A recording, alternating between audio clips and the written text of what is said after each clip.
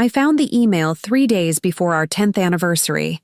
10 years of marriage, a decade of memories, countless promises, all shattered by a single notification on his carelessly unlocked iPad. The device glowed in the darkness of our bedroom, as I heard Robert showering, preparing for what he'd told me was another late meeting with the Singapore team. The calendar notification was innocent enough. Meeting with Natalie, 8:30 p.m., Hotel Indigo. But the attached email thread was anything but innocent. "Can't wait to feel your skin against mine again," she'd written.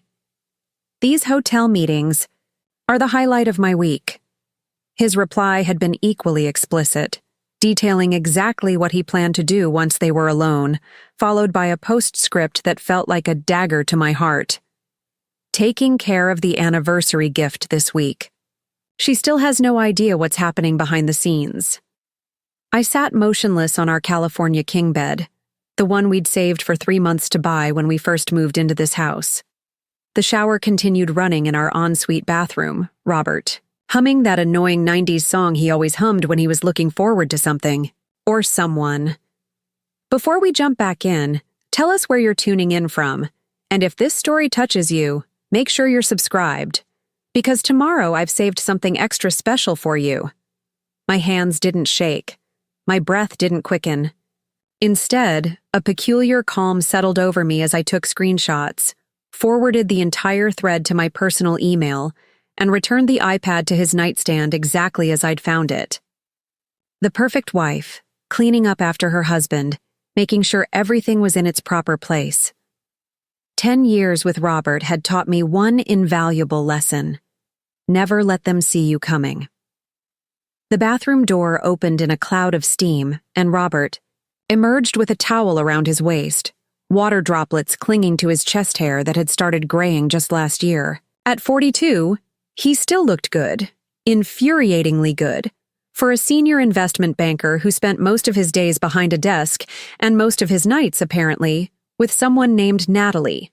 "Hey, babe, sorry about tonight," he said, leaning down to kiss my forehead. I allowed it, my face a perfect mask of understanding. The Singapore merger is in its final stages. Martin needs everyone on deck. Martin, his boss, who had patted my ass at last year's Christmas party and then apologized by sending a fruit basket to our house. Martin, who had divorced his own wife, after 25 years when his administrative assistant suddenly received a director-level promotion. "I understand," I replied, my voice steady. "The Henderson account needs attention anyway. I'll work late too." He smiled, relieved at my compliance. "That's my girl, always the understanding one." As he dressed in his third most expensive suit, he reserved the top 2 for client meetings, not Mistress Rendezvous. I opened my laptop and pretended to review documents for my own job as a corporate event planner. Instead, I was drafting a very different kind of plan. Robert kissed me goodbye, his lips brushing mine with practiced efficiency rather than passion. "Don't wait up. I'll probably crash in the downtown apartment if it goes too late." The downtown apartment, maintained by his firm for visiting executives, which Robert had access to as a senior partner. How convenient. "Of course," I smiled. "Good luck with Singapore." The door closed behind him, and I listened as his BMW purred to life in our circular driveway, the sound fading as he drove toward Hotel Indigo and Natalie, whoever she was. Only then did I allow myself to feel the rage, preparing and narrating. This story took us a lot of time, so if you are enjoying it, subscribe to our channel. It means a lot to us. Now back to the story. Robert and I had met at Northwestern, both ambitious business students with 5-year plans and color-coded calendars. His family money had paid for his education. My scholarships and 3 part-time jobs had paid for mine. He'd been attracted to my drive. I'd been attracted to his confidence. We'd married 2 years after graduation, once we'd both secured promising positions in Chicago's financial district. For 10 years, I'd supported his career moves, organized dinner parties for his clients, maintained our social calendar with other power couples, and postponed having children because the timing wasn't right for his career trajectory. I'd built my own successful business planning high-end corporate events, but always accommodated his schedule first. The perfect power couple, according to our Christmas card photo and matching LinkedIn profiles. And now, 3 days before he was supposed to surprise me with some elaborate anniversary gift, probably another piece of jewelry I'd wear twice a year at functions where it was important to display his success. He was meeting his mistress at a hotel. I called my assistant, Zoe. Despite the late hour, she answered on the second ring. Miranda? Everything okay? I need you to clear my schedule for the next 2 weeks starting tomorrow. Family emergency. Oh no, is everything… I'm fine, but I need the time. Also, I need you to contact Savannah Chen. Remember her? The divorce attorney who hired us for her firm's holiday party last year? A pause on the line. Miranda. Just her direct number, Zoe, and complete discretion. Another pause. Sending. It to your personal email now. And Miranda? Whatever's happening, I'm here. Thank you. One more thing. What was the budget Robert gave you for my anniversary surprise? He said not to tell you, Zoe replied, her voice careful. Zoe, I'm your boss, not him. She sighed. 50,000. He transferred it last week for the special project. I nearly dropped the phone. $50,000. For an anniversary? Gift. Or at least, that's what he'd told Zoe. Who knew what portion of that was actually intended for me versus his extracurricular activities with Natalie? Thank you. I'll be in touch tomorrow. I hung up and opened my laptop again, this time, logging into our joint account. Robert maintained separate accounts for his personal investments, but we'd established a joint account early in our marriage for household expenses and special occasions. Sure enough, there was a transfer from his personal account, $50,000. Exactly, dated 1 week ago. Next, I logged into the account connected to my event planning business. 10 years of careful management and strategic networking had turned Miranda Hayes Events into one of Chicago's premier corporate event planning agencies. While Robert might out-earn me with his investment banking salary and bonuses, I was far from financially dependent. My business had healthy reserves, a strong client base, and, most importantly, a separate legal structure that protected it from being considered marital property. Robert had insisted on a prenuptial agreement before we married, concerned about protecting his family's generational wealth. At the time, I'd had nothing to protect. Now the agreement would ironically protect my business from him. A business currently sitting on just over $2 million in liquid assets. I made a single phone call that night after confirming Savannah Chen's contact information in the email from Zoe. Despite the late hour, she answered. Savannah Chen speaking. Savannah, this is Miranda Hayes. We worked together on your firm's holiday party last year. Miranda, of course. Your team did an incredible job. Are you calling about our upcoming partner retreat? Because I was just about to reach out. Actually, I'm calling because I need a divorce attorney. The best one. You. Silence. Then a shift in her tone from friendly to professional. I see. Are you somewhere safe to talk right now? Yes. My husband is out for the evening. The words felt surreal as they left my mouth. I have an opening tomorrow, at 7 a.m., before my official hours. Would that work? I'll be there. Miranda, before tomorrow, don't confront him. Don't move money between accounts. Don't do anything that might alert him. Evidence gathering is critical in these early stages. Understood. And Savannah? Money is no object. After hanging up, I opened our shared digital photo album, scrolling through images of vacations, dinner parties, charity galas, all perfectly choreographed moments of our supposedly perfect life. In almost every photo, Robert had his arm around my waist, the proud husband displaying his accomplished wife. Had Natalie seen these photos? Had he told her I was cold, neglectful, too focused on my career? Had he convinced her and himself that he deserved something on the side? I closed the album and opened a new document, titling it simply, plan. Then I began to type. By morning, I'd slept exactly 2 hours, showered, and dressed in what I thought of as my client acquisition outfit, a tailored navy suit that conveyed both authority and approachability, paired with Louboutin heels that Robert had given me for Christmas last year. Every power woman needs her armor, he'd said, unaware of the irony. My makeup was flawless, concealing the dark circles under my eyes. No one looking at me would suspect I'd discovered my decade-long marriage was a lie just hours before. Robert had texted at 11:30 p.m. Meeting running late, staying at the apartment downtown. Don't wait up. I'd replied with a simple, no problem, good luck with Singapore. At 6:55 a.m., I walked into the gleaming downtown offices of Chen Watkins & Berg, one of Chicago's most prestigious family law firms specializing in high-net-worth divorces. The reception area was empty except for Savannah herself, impeccably dressed in a crimson suit, her expression composed but compassionate. Miranda, she greeted me, extending her hand. Let's go to my office.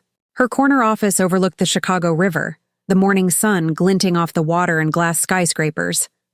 Under different circumstances, I might have admired the view, maybe even made notes about the tasteful yet powerful design choices for future client consultations. Instead, I placed my phone on her desk, opened to the screenshots I'd taken the night before, and slid it toward her. My husband is cheating on me. Our 10th anniversary is in 3 days. I want him out of my life, and I want to protect everything I've built. Savannah read through the messages, her expression unchanging except for a slight narrowing of her eyes. Then she looked up at me. How long have you been married? 10 years next Tuesday. Children? No. She nodded, making a note. Property? House. In Lincoln Park, jointly owned. Downtown condo, his name only but purchased during marriage. Vacation house in Michigan, jointly owned. Various investment accounts, some joint, some separate. His family has a trust that predates our marriage. Your business? Solely in my name, established after marriage but protected by our prenup as separate property. She raised an eyebrow. You have a prenup? Yes, his family insisted. A small smile curved her lips. May I see it? I withdrew the document from my briefcase and handed it to her. She scanned it quickly, her smile growing slightly. This is advantageous. For you. How so? It's quite detailed about protecting his family's assets and your separate business interests, but rather vague about assets acquired during marriage. The infidelity clause is particularly interesting. I leaned forward. Infidelity clause? She turned the document toward me, pointing to a section on page 4. If either party commits adultery, the wronged spouse is entitled to an additional 20% of jointly acquired assets beyond the standard 50-50 split. I stared at the words, remembering signing the document in his family's attorney's office. Robert had explained everything so carefully, emphasizing how it protected both of us. Had he even read it himself? Or had he been so confident in his own fidelity, or perhaps in my inability to discover any infidelity, that he hadn't worried about this clause? So, if I can prove he's cheating, you're entitled to 70% of all assets acquired during your marriage, excluding his family trust and your business. Savannah leaned back in her chair. Do you have access to your joint accounts? Yes, all of them. Good. Now, before we proceed, I need to ask, are you certain you want a divorce? Some couples work through infidelity with counseling. I met her gaze steadily. Absolutely certain. She nodded. Then here's what we're going to do. For the next hour, Savannah outlined a strategy that was both methodical and devastating. I would gather evidence quietly while maintaining normal behavior. I would secure copies of all financial records. I would discreetly consult with a financial advisor to understand the full scope of our marital assets. And most importantly, I would wait for the perfect moment to serve him divorce papers. The element of surprise is critical, Savannah explained. Men like your husband, successful, controlling, accustomed to managing the narrative, they fall apart when blindsided. If he knows it's coming, he'll start hiding assets, building his own case, possibly even trying to undermine your business. I understand. Good. Now, about that $50,000 he transferred for your anniversary gift. She tapped her pen against her legal pad. What are you planning to do with it? I smiled for the first time since entering her office. Something memorable. As I left Savannah's office, the morning sun now fully illuminating the Chicago skyline, my phone buzzed with a text from Robert. Missing you this morning. Late night with the team but making progress. Can't wait for our anniversary. You're going to be so surprised. I texted back a heart emoji and nothing more, then called Zoe. I need you to book the rooftop at the aviary for next Saturday night. Private event, 50 guests maximum. For a client? She asked. No. For me. As I stepped into my car, I felt lighter than I had in years.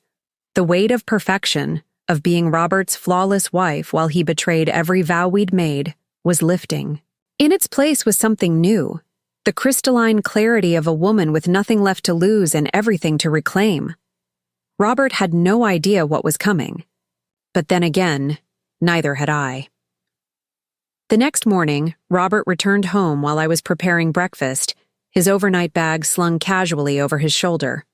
He looked tired but satisfied.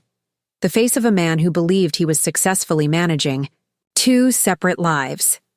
Singapore team finally wrapped up around 2 a.m., he announced, dropping his bag by the kitchen island and pouring himself coffee from the carafe I'd prepared. Martin's pushing everyone to the breaking point on this one. I slid a plate of avocado toast toward him, his favorite weekend breakfast, and smiled. Well, I'm glad you're home now. I was thinking we could go to the art installation at Millennium Park today. The weather's perfect. He hesitated, taking a sip of his coffee. Actually, I promised to review some documents for Martin before Monday. Shouldn't take more than a few hours, though. Of course, I replied, maintaining my understanding wife facade while mentally adding this lie to my growing collection. I'll go to the farmer's market then. Maybe pick up something special for dinner. He reached across the island and squeezed my hand.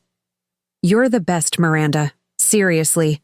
Most wives would complain about the hours I've been keeping lately.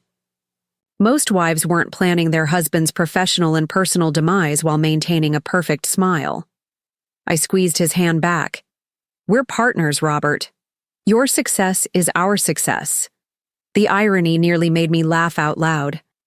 As Robert retreated to his home office, I texted the number Savannah had given me yesterday, her recommended private investigator, Diane Winters. Ready to proceed. When can we meet? The response came almost immediately. Noon, Navy Pier Food Court. Where? Something casual. I spent the next 2 hours performing the role of devoted wife with Oscar-worthy precision. I brought Robert a fresh coffee at 10 a.m., asked his input on dinner plans, and even managed to laugh at his tired joke about Singapore's time difference, all while my mind calculated exactly how many hours I had before everything changed. At 11:30, I called up the stairs. Heading to the farmer's market, honey. Back in a couple hours. Bring back those cheese puffs from the French bakery, he responded, not bothering to come downstairs. Will do. I had dressed deliberately in yoga pants, an oversized Northwestern alumni sweatshirt, and large sunglasses, the uniform of affluent Chicago wives running weekend errands. Nothing that would draw attention or stick in anyone's memory. Navy Pier was crowded with weekend tourists, despite the early spring chill coming off Lake Michigan.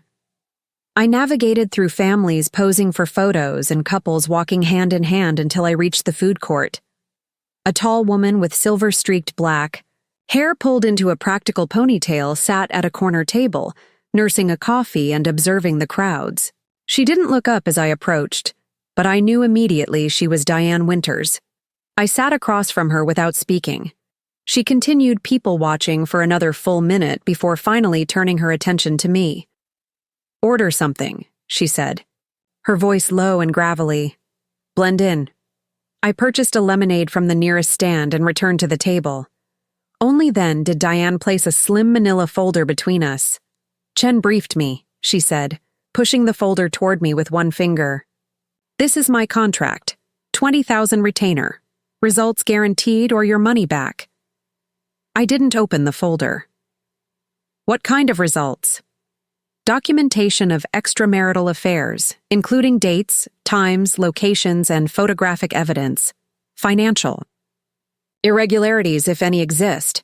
Background on all involved parties." Her eyes, pale blue and assessing, studied my face. "Enough to bury him." "Time frame?" 2 weeks for preliminary findings, 4 for the complete package, expedited services available for an additional fee. I thought of the anniversary date rapidly. Approaching. "How expedited?" A thin smile. "How soon do you need it?" 3 days. She didn't blink. "Double the retainer." I nodded. "Done." Diane took a sip of her coffee. "Tell me everything you know about the affair. Names, locations, patterns." For the next 20 minutes, I shared everything I'd discovered and suspected. The regular, late meetings. The downtown apartment. The hotel reservation with Natalie. The unexplained expenses on our credit card statements that Robert always justified as client entertainment. Diane took no notes but listened intently, occasionally asking clarifying questions. When I finished, she nodded once. Initial assessment. This isn't his first affair. The words hit harder than I expected. What makes you say that? Too comfortable with the logistics. Too many systems in place. The separate apartment access, the ease of lying. She shrugged. First-timers make mistakes, get sloppy. Your husband sounds like he's been running this playbook for years. Years. The word echoed in my head as I thought back over our marriage. How many business trips had actually been covers for assignations? How many late nights at the office had been spent in hotel rooms with other women? "That changes nothing," I said finally, my voice steadier than I felt. "I just need proof of this affair." Diane nodded approvingly. "Good. Emotions cloud judgment. Stick with facts." She slid a burner phone across the table. "My updates come to this.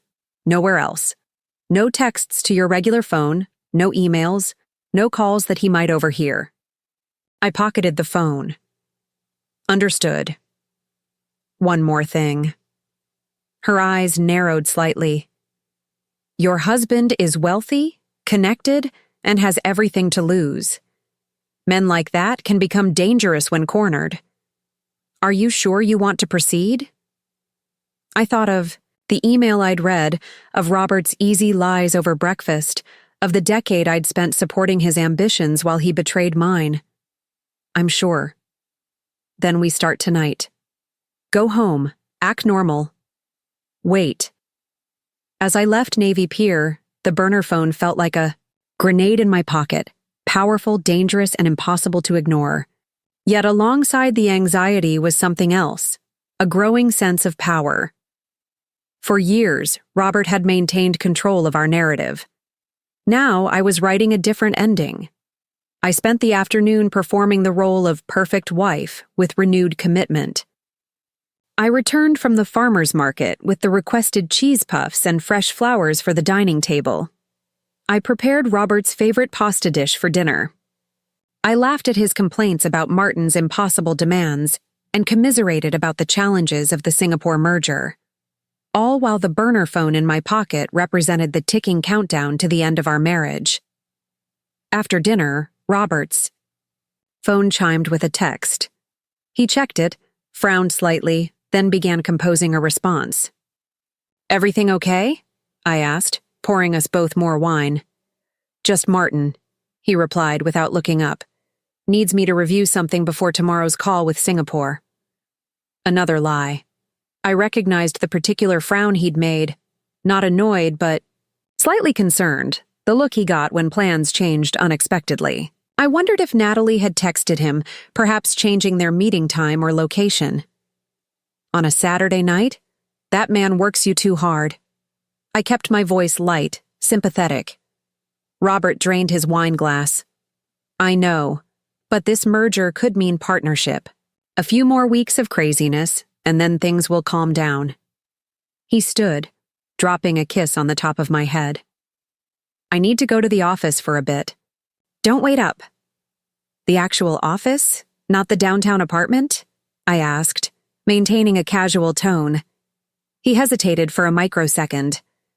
The apartment doesn't have some files I need. I'll probably end up there later tonight, though. Of course. I smiled up at him. Drive safely. 20 minutes after Robert left, the burner phone vibrated in my pocket. A text from Diane. Subject leaving residence. Surveillance initiated. I replied with a single word. Confirmed. Then I went to work. First, I called Zoe to check on the progress of my mysterious event planning. I've secured the aviary for next Saturday, she reported. They were booked, but when I mentioned it was for you personally, the manager made an exception. Apparently, your work on their New Year's Eve event left quite an impression. Perfect. Now I need you to create a guest list. Start with my close friends, Jenna, Sophia, Derek. Then add the following people from my business contact list. I rattled off names of clients who had become friends over the years, women who had hired me for their corporate events and stayed in touch afterward. That's about 20 people so far, Zoe noted. You said 50 maximum? Add Robert's sister, Catherine, and his colleague, Parker Thomas, the one who brought his husband to the Christmas party last year. Robert's sister? Miranda, what exactly is this event? I'll explain everything soon. Just trust me. And Zoe? Don't mention this to anyone, especially not Robert. After hanging up, I moved to Robert's home office. I knew he kept it locked when he wasn't home, a practice he'd started 3 years ago claiming client confidentiality. But what Robert didn't know was that I'd made a copy of the key the day he'd installed the new lock. Inside, everything was meticulously organized. Robert had always been particular about his workspace. Files arranged by client name, pens aligned perfectly on the blotter, computer screen positioned at exactly the right angle. I didn't disturb anything as I photographed the contents of his filing cabinet, focusing particularly on financial documents and anything marked personal or confidential. Next, I turned to his desktop computer. It was password protected, of course, but I'd observed him entering the code enough times to know it was his mother's birthday, followed by his college jersey number. Predictable. Once inside, I attached a small flash drive Savannah had given me, which automatically copied his browser history, recent documents, and email archives. It took less than 5 minutes, a tiny insurance policy against whatever denials would come later. As I was about to leave, a notification popped up on his screen. An incoming email from Natalie Brooks with the subject line, Friday Arrangements. I hesitated, tempted to read it, but decided against it. Diane would obtain more concrete evidence than scattered emails, and I couldn't risk Robert discovering I'd accessed his computer. I locked the office behind me, leaving everything exactly as I'd found it, and returned to the living room just as the burner phone vibrated again. Subject at Hotel Indigo. Meeting female, approximately 35, blonde. Entering elevator together. Didn't reply this time. Instead, I poured myself another glass of wine and opened my laptop, navigating to our joint investment portfolio. Robert handled most of our investments, assuring me he was growing our wealth with his financial expertise. I'd trusted him, reviewing the quarterly statements he prepared but never digging deeper. That trust had been my first mistake. Now I examined every transaction from the past 6 months, noting patterns that had escaped my casual reviews. Small. Withdrawals, just under $10,000 each, the threshold for triggering bank reporting requirements, occurring roughly twice a month. Transfers to accounts I didn't recognize. Stock purchases in companies I'd never heard of, followed by quick sales at slight losses. By midnight, I had compiled a spreadsheet of questionable transactions totaling just over $200,000. Money that had disappeared from our joint portfolio, presumably into accounts only Robert controlled. The burner phone buzzed one last time before I went to bed. Evidence secured. Subject remains at hotel. Updates tomorrow. I slept surprisingly well that night, alone in our king-sized bed, surrounded by Egyptian cotton sheets Robert had insisted on importing directly from London. When morning came, I was awakened by the sound of his key in the front door. I glanced. At the clock, 7:30 a.m. I remained in bed, listening as he moved quietly through the house, stopping in the kitchen, coffee most likely, then heading up the stairs. I closed my eyes as he entered the bedroom, pretending to be asleep as he undressed and slipped into bed beside me. "Miranda?" he whispered, his hand on my shoulder. "You awake?" I made a show of stirring slowly, blinking up at him in the morning light. What time is it?" "Early. Sorry I didn't make it home last night. The Singapore situation is a nightmare." I rolled toward him, noting the faint scent of unfamiliar perfume beneath his hastily applied cologne. "You work too hard," he pulled me against his chest, his hand stroking my hair. "It'll all be worth it soon. The partnership, the bonuses, everything we've been working toward, everything he'd been working toward, he meant. My career success had always been secondary in Robert's grand plan, a pleasant addition to his narrative of success, but never the main plot. "I know," I murmured against his chest, allowing him to believe I was still the same trusting wife he'd left yesterday evening. "I'm proud of you." He fell asleep holding me, his breathing deep and untroubled. The sleep of a man who believed his secrets were safe. I lay awake beside him, watching the sunlight create patterns on our bedroom ceiling, mentally calculating exactly how many more nights I would spend in this bed, in this house, in this marriage. The number was smaller than Robert could possibly imagine. 2 days until our anniversary. 2 days until Robert's planned surprise. Whatever extravagant gesture he'd arranged to compensate for his infidelity, perhaps even to alleviate his own guilt. Sunday passed in domestic tranquility, a masterclass in marital deception from both sides. Robert spent hours catching up on work in his office while I finalized details for what I was now mentally calling my liberation celebration, rather than a divorce party. The term felt more empowering, less bitter. Monday morning arrived with new evidence from Diane. The burner phone vibrated at precisely 6 a.m. before Robert's alarm was set to go off. Full report ready. Financial irregularities confirmed. Meeting at noon, same location. I deleted the message and slipped out of bed, careful not to wake Robert. In the kitchen, I prepared coffee and reviewed my schedule for the day. As CEO of my own company, I had the luxury of rearranging my calendar at will. I had cleared most of this week for strategic planning, which wasn't entirely untrue. Robert appeared at 7 a.m. dressed in his power suit, charcoal gray Tom Ford, crisp white shirt, the blue tie I'd given him last Christmas. The irony wasn't lost on me. "Big day?" I asked, sliding an espresso across the counter. "Meetings with the Singapore team, finally in person." He checked his watch. The Patek Philippe I'd saved for 3 months to buy him on our 5th anniversary. "I'll be home late." "Of course." I leaned up to kiss his cheek, playing my part flawlessly. "Good luck." After Robert left, I called Catherine, his sister, and the only member of his family I'd ever truly connected with. Unlike the rest of the Hayes clan, with their old money pretensions and barely concealed disdain for my middle-class background, Catherine had always treated me with genuine warmth. "Miranda, I was just thinking about you two. The big anniversary is tomorrow, right? 10 years. I can hardly believe it." I took a deep breath. "Catherine, I need to see you. Today. It's important." A pause. "This doesn't sound like anniversary. Planning." "It's not. Please, can you meet me for lunch?"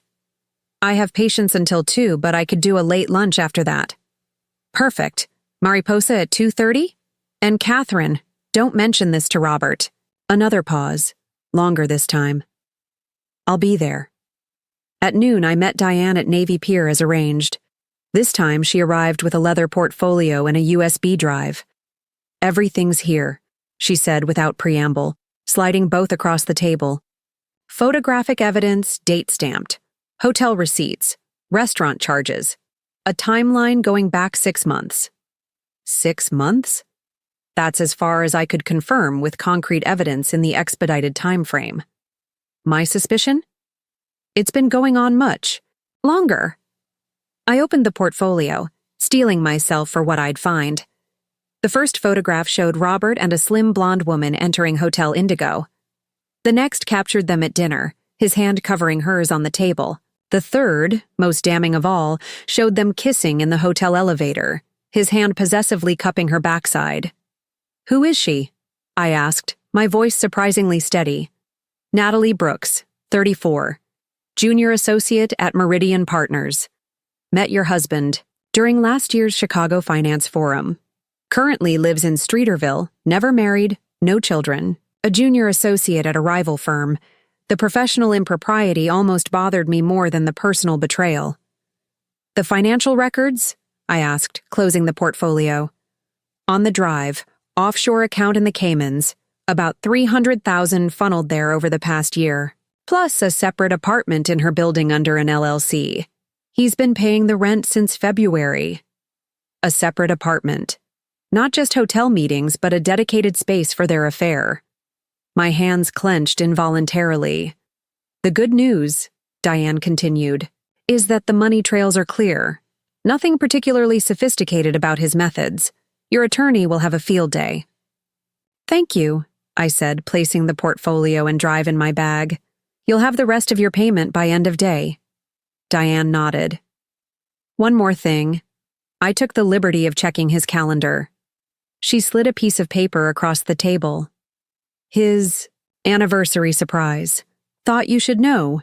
I unfolded the paper and felt a cold rage wash over me. Printed there was a confirmation for a private yacht rental. Not for me, but for Robert Hayes and guest, scheduled for tomorrow evening, our anniversary. He was planning to spend our 10th anniversary with her. If you need anything else, Diane said, standing, you know how to reach me. I sat alone for several minutes after she left, processing everything. Then I called Savannah. I have the evidence. Complete documentation of the affair and financial. Misconduct. Excellent. Bring it to my office this afternoon. We can file first thing tomorrow. No, I said firmly. Not tomorrow. Wednesday. Your anniversary, she acknowledged. You're sure you want to wait? Absolutely. I want one more day of him thinking he's gotten away with everything. At 2:30, I met Catherine at Mariposa, an upscale Mexican restaurant far from Robert's office, or usual haunts. She was already seated when I arrived, her expression concerned. Miranda, what's going on? You look different. I ordered a margarita before responding. Robert is having an affair. Catherine's face crumpled. Oh, Miranda, no. Yes, I have proof. I showed her a single photograph from Diane's portfolio. Robert kissing Natalie in the elevator. Catherine stared at it, shock giving way to anger. That absolute bastard. There's more, I continued. He's been moving money offshore. And he's planning to spend our anniversary with her tomorrow night. What are you going to do? Divorce him. But first, I'm throwing a party. I explained my plan for Saturday night at the aviary, watching Catherine's expression shift from confusion to understanding to grim approval. You want me there? Won't that be awkward? I'm his sister. That's precisely why I want you there. You're family to me, Catherine. More than he is now. She reached across the table and squeezed my hand. Just tell me what you need. There's one more thing. I hesitated. Robert's friend Parker. They went to college together. I think he might know about the affair. Catherine's eyebrows rose. Parker? No way. He worships you. If he knew Robert was cheating, he would have told you. I'm not so sure. He's been acting strange around me, avoiding eye contact, making excuses to leave when I enter the room. That doesn't sound like Parker. Catherine frowned. He values loyalty above everything, which is why I need to know if his loyalty is to me or to Robert. I left my meeting with Catherine feeling simultaneously exhausted and energized. The weight of secrets was heavy, but the prospect of freedom was intoxicating. Back home, I transferred $20,000 to Diane from my business account, the remainder of her fee. Then I called Zoe. I need you to add something special to Saturday's event, a video presentation. What kind of video? I'll have the content to you tomorrow. Just make sure we have the technical capability for a high-definition presentation, with excellent audio. That evening, Robert called to say he'd be working late again. I expressed appropriate disappointment and reminded him about our anniversary the next day. Don't worry, he assured me, his voice warm with false sincerity. I haven't forgotten. I have something special planned. I can't wait, I replied, matching his tone perfectly. 10 years is a big milestone. After hanging up, I opened my laptop and began composing a series of emails to my accountant, to our bank, to our investment broker. Each communication was carefully worded, establishing paper trails and freezing various aspects of our financial entanglements. Then I drafted the most important email of all, a message to Robert's entire contact list, including his colleagues, clients, friends, and family members, with the subject line, an important announcement from Miranda Hayes. I didn't send it yet, that would come later, but having it ready gave me a sense of control. Finally, I opened the folder containing the photographs Diane had provided. With methodical precision, I selected the most damning images and created a simple but devastating slideshow set to the song that had played during our first dance at our wedding. The juxtaposition of romantic music against images of betrayal felt appropriately sardonic. This would be the centerpiece of Saturday's event, my liberation celebration. As I worked into the night, the burner phone vibrated one last time. Subject: currently at secondary apartment with companion. Estimated return to primary residence, not tonight. I texted back, final report received, thank you for your services. Then I went to our bedroom and packed a small suitcase with essentials. Tonight would be my last night in this house, though Robert didn't know that yet. Tomorrow, after he left for work, I would move my remaining belongings to the luxury hotel suite I'd already booked for the next week. Our 10th anniversary would mark the end of our marriage, not its celebration. But only one of us knew that. I drifted off to sleep in our empty bed. I felt strangely peaceful. The hardest part, discovery, confirmation, decision, was behind me. What remained was execution, and that had always been my professional strength. Tomorrow, Robert would go about his day, anticipating an evening with his mistress on our anniversary. The day after, he would return home to divorce papers and an empty house. And on Saturday, I would host the event of the season, a divorce party funded entirely by the money he'd set aside for our anniversary gift. The symmetry felt like justice. Our 10th anniversary dawned bright and clear, a perfect spring day in Chicago. I awoke alone in our bed, having slept surprisingly well for someone about to dismantle a decade of marriage. Robert had texted late the previous night. Breakthrough with Singapore team. Staying downtown to finalize details. Can't wait to see you tomorrow for our special night. Love you. His lies had become so routine they were almost comical. I knew exactly where he was sleeping, and it had nothing to do with Singapore. I replied, with deliberate enthusiasm. So proud of you. Can't wait for tonight. Love you too. By 8 a.m., I had my suitcase in the car and was making a final sweep of the house for anything I couldn't bear to leave behind. Most of my truly important possessions, family photographs, my grandmother's jewelry, irreplaceable mementos, were already secured in a safe deposit box Savannah had helped me arrange. I paused in Robert's office, tempted to leave some sign that I'd discovered everything. A printed photo of him and Natalie, perhaps, or a note on his computer screen. But Savannah's advice echoed in my mind. Don't give him any warning. The element of surprise is your greatest advantage. Instead, I took one last look around the house we'd shared for 8 years. The furniture we'd selected together. The art we'd collected during vacations. The kitchen where we'd hosted countless dinner parties. All of it suddenly felt like props on a stage set, the physical manifestation of a marriage that had been more performance than partnership. As I locked the front door behind me, I realized I felt no sadness, only a strange sense of lightness. I was leaving behind not just a house, but a role I'd been playing for far too long. My first stop was Savannah's office, where I delivered Diane's complete file of evidence. For over an hour, we reviewed the documentation, preparing the petition for divorce that would be filed the following morning. This is exceptionally thorough, Savannah remarked, examining the financial records. The offshore accounts alone would be enough to trigger the infidelity clause, even without the photographic evidence. So, we're in good shape? Miranda, we're in excellent shape. He's violated your prenup in multiple ways. Between the infidelity clause and the financial misconduct, you're looking at a very favorable settlement. I nodded, a practical question, forming. What about the $50,000 he transferred for the anniversary?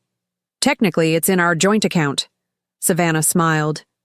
Marital funds. You have every right to use them, especially since he clearly had no intention of using them for their stated purpose. She closed the file with a decisive snap.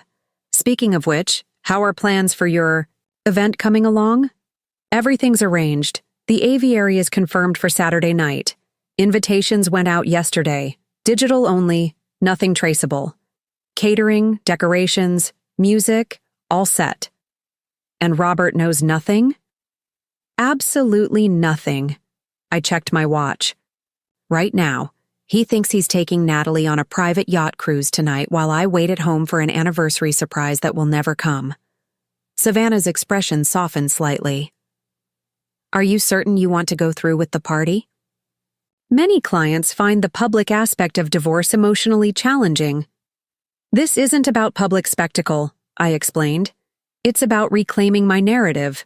For years, I've been the supportive wife, the perfect hostess, the woman who stood 2 steps behind Robert while he built his career. Saturday night is about stepping into my own spotlight. She nodded, understanding in her eyes.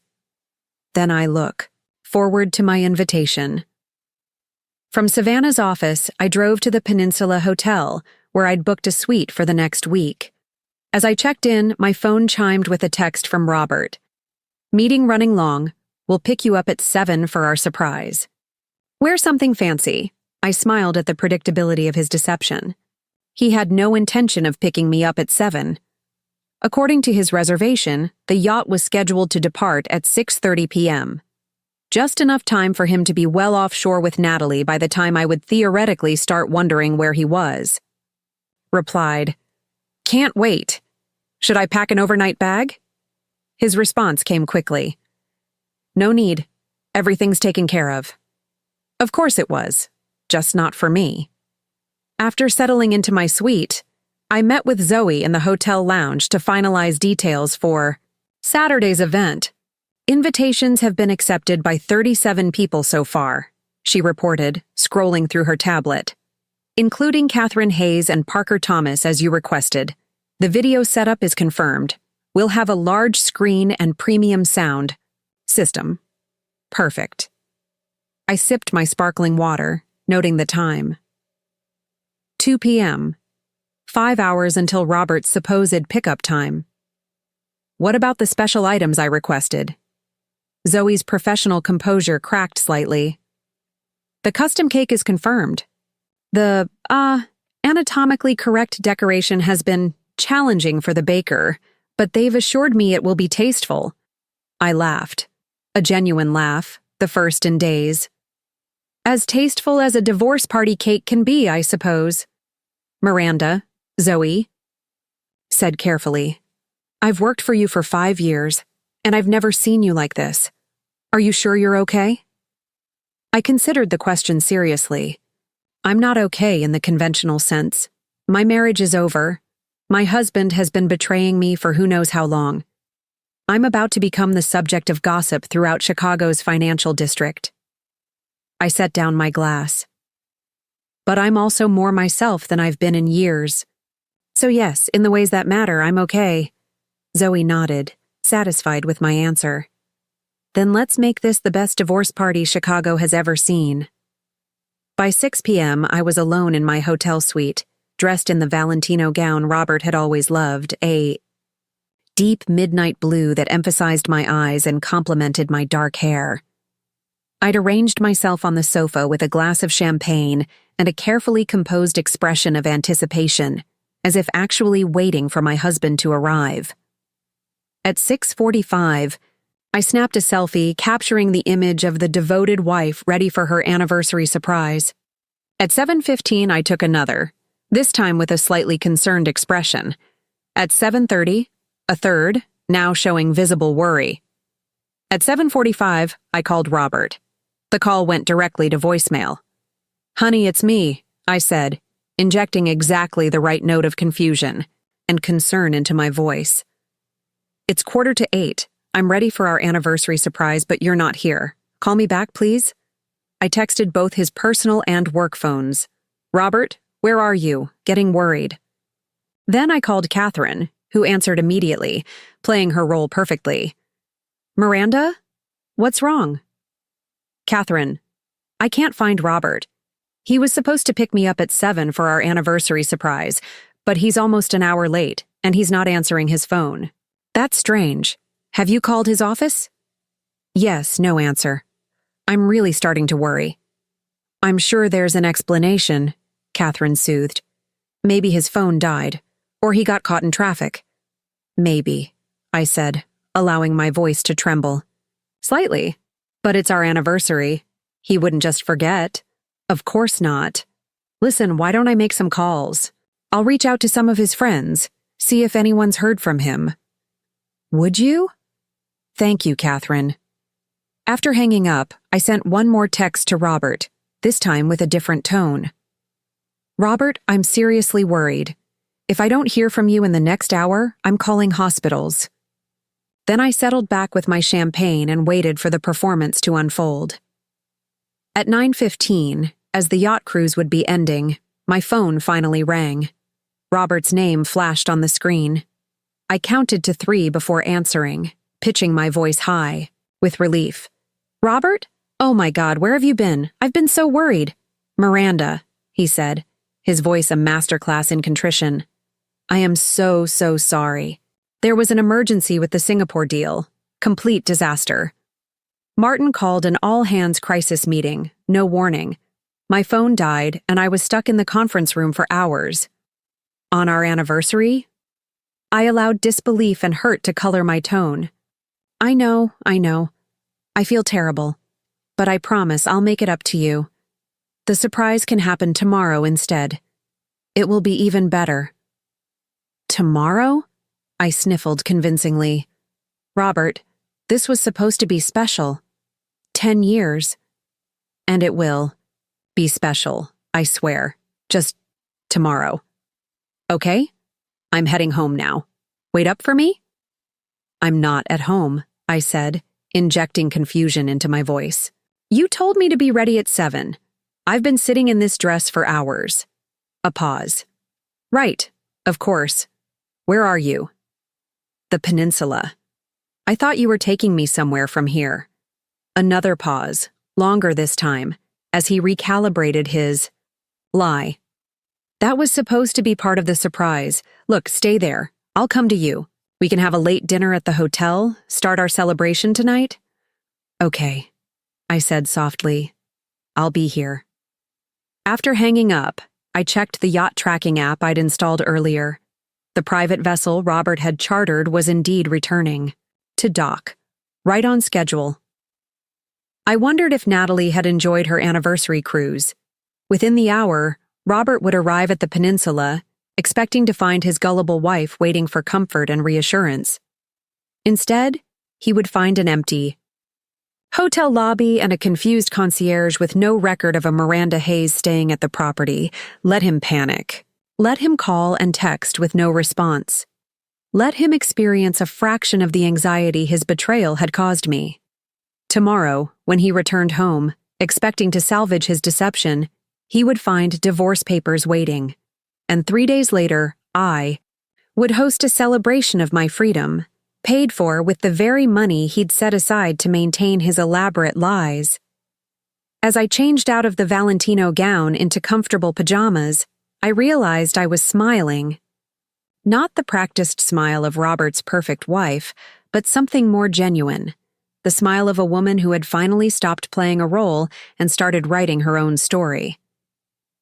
Morning arrived with a barrage of texts and missed calls from Robert.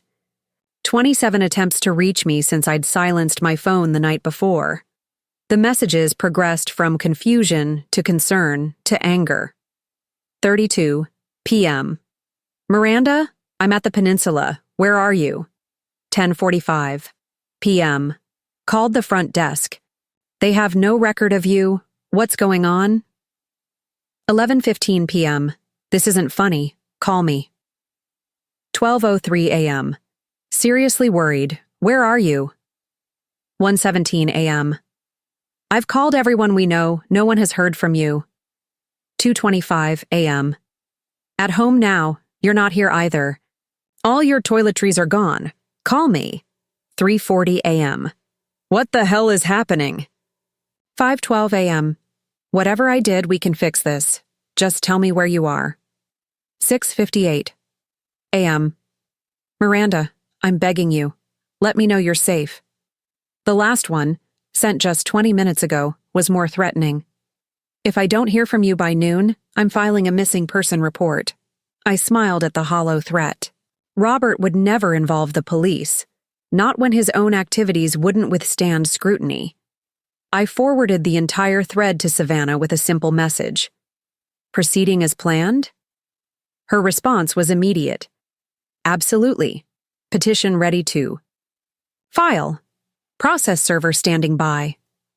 Today was the day. After 10 years of marriage and who knew how many instances of betrayal, today Robert would learn that his carefully constructed house of cards was collapsing. I showered and dressed with deliberate care, selecting a tailored white pantsuit that symbolized both business and beginning. Today wasn't just the end of my marriage. It was the start of my reclaimed life. At precisely 10 a.m., I called Robert. He answered on the first ring, his voice frantic. Miranda, thank God. Where are you? Are you okay? I'm fine, Robert. My voice was calm, detached. I've simply decided to move out. A beat of silence. Move. Out? What are you talking about? Why would you? I know about Natalie. 2 more beats of silence. I could almost see him calculating, deciding which lie to deploy. Natalie? I don't know what you're... Stop. The single word cut through his deflection like a knife.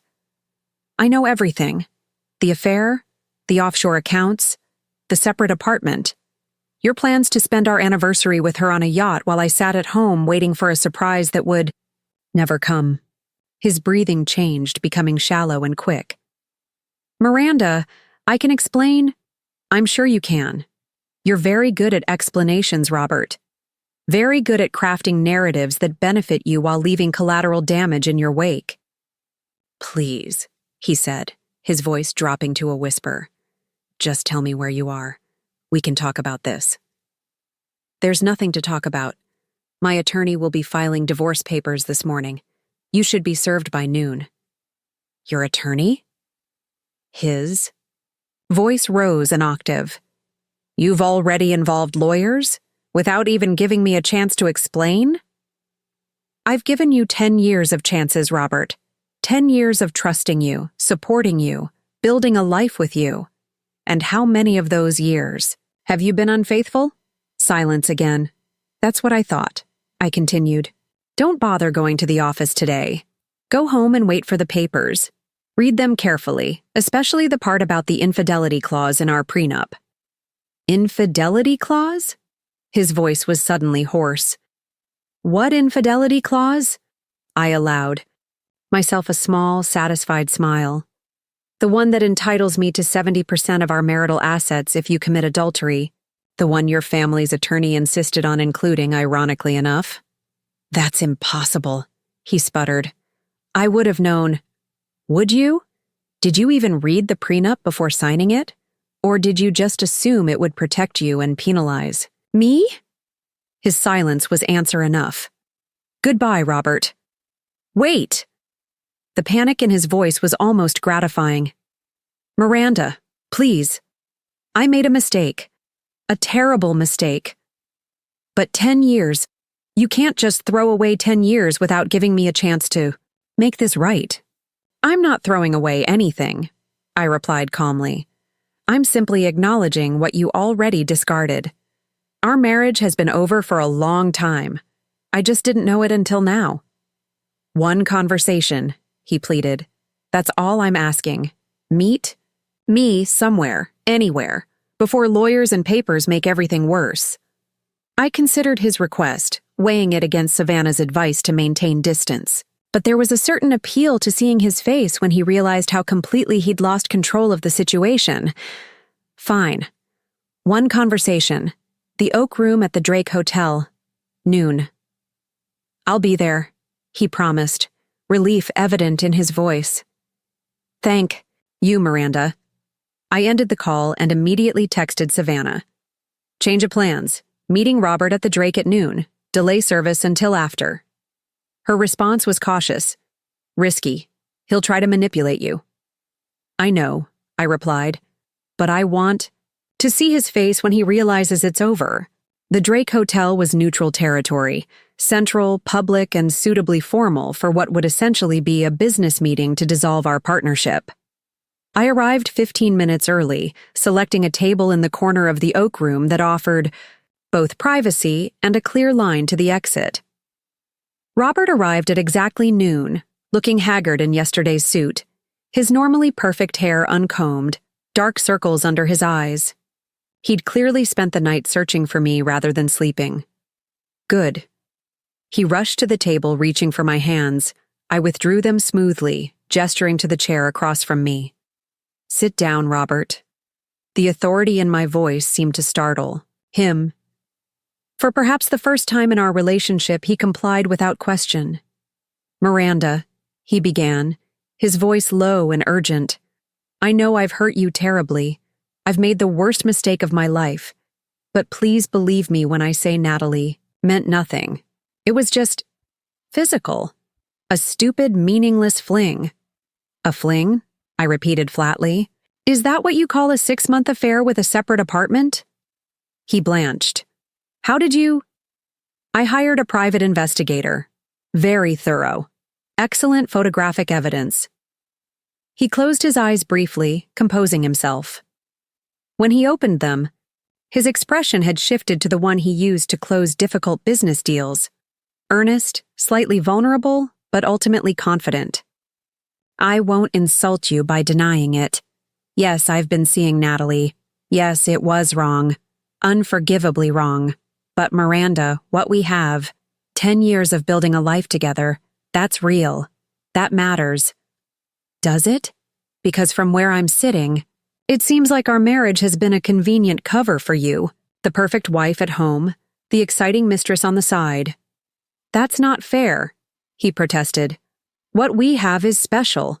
Natalie was just a mistake. One I'm prepared to end immediately.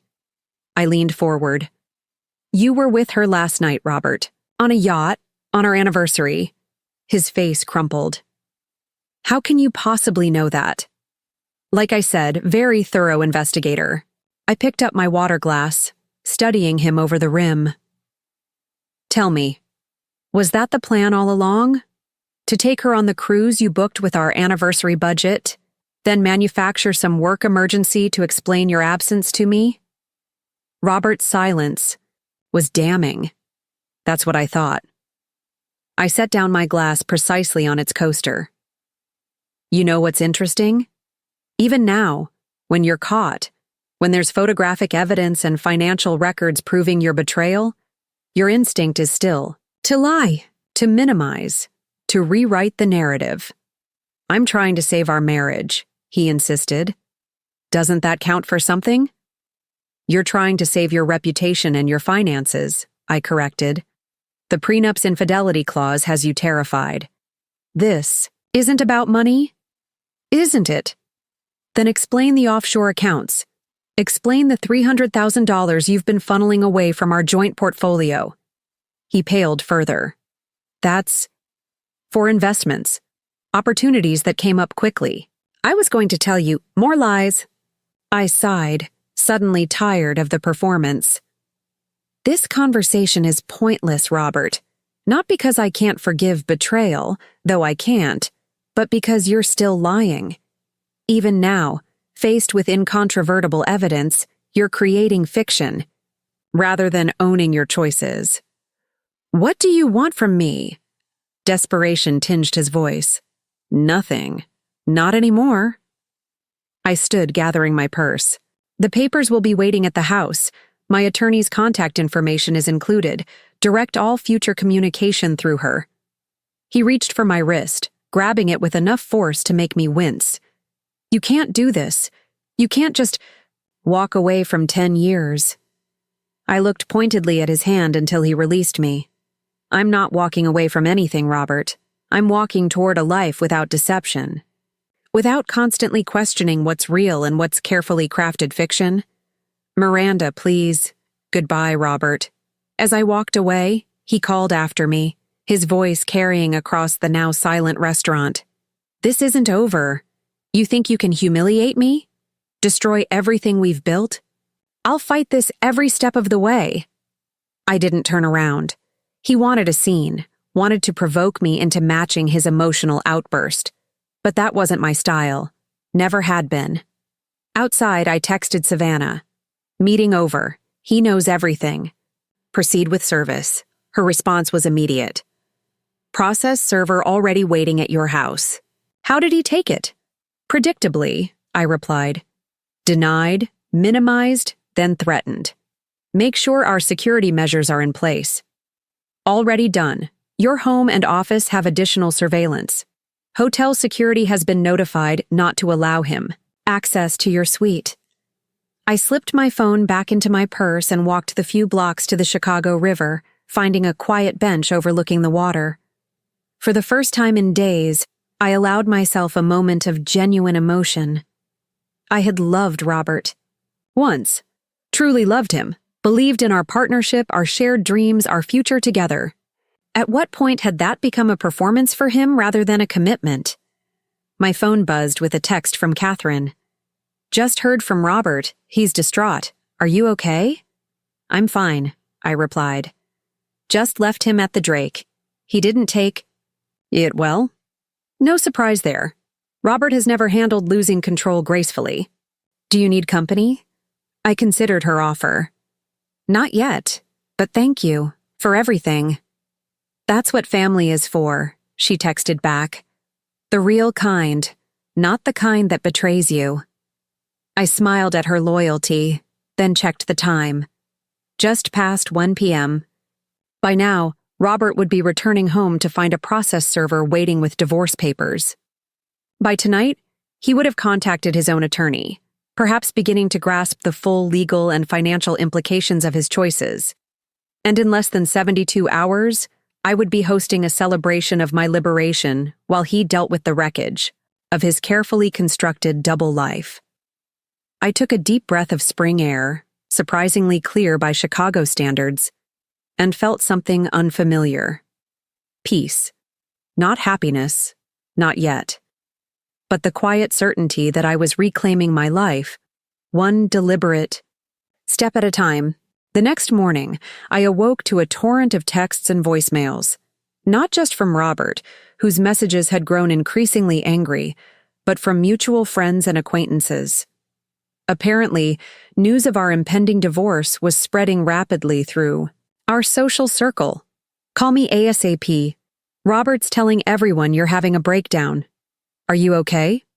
Robert says you left without warning and won't speak to him. Heard about you and Robert. So sorry. Here if you need anything. Miranda, what's happening? Robert's at our house right now, absolutely wrecked. The last one was from Eleanor Williams, wife of Robert's colleague Michael. She and I had never been particularly close. She belonged more to the corporate wives contingent I'd always struggled to connect with, but her message concerned me. If Robert was at their house, he was undoubtedly crafting his version of events. I called Savannah before responding to anyone.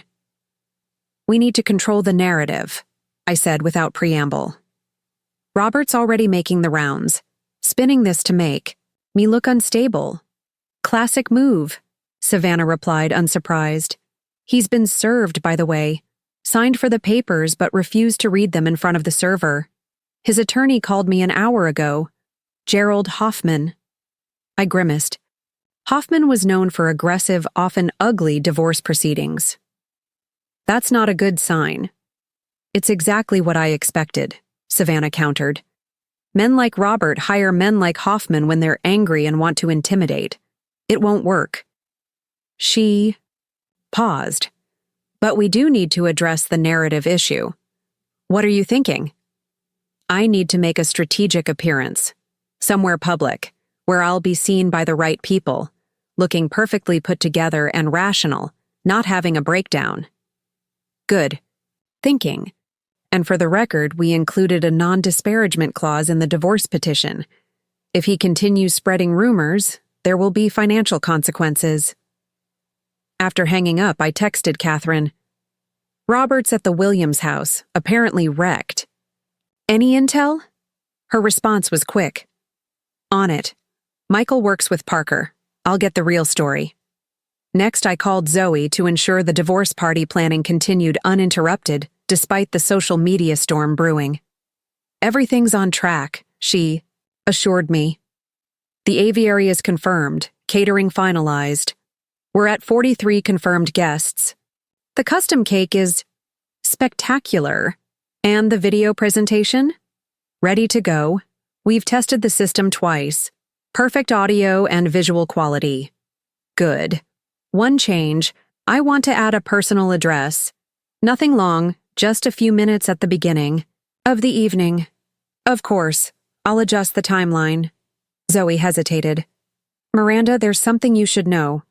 Robert called the office this morning, asking for your schedule. My spine stiffened. What did you tell him? That all your appointments are confidential and I couldn't disclose anything. He wasn't happy. I'm sure he wasn't. If he calls again, refer him to Savannah. After arranging my strategic public appearance, lunch at Le Colonial, where the wives of Robert's colleagues often gathered on Thursdays, I spent the morning reviewing my financial position with my accountant.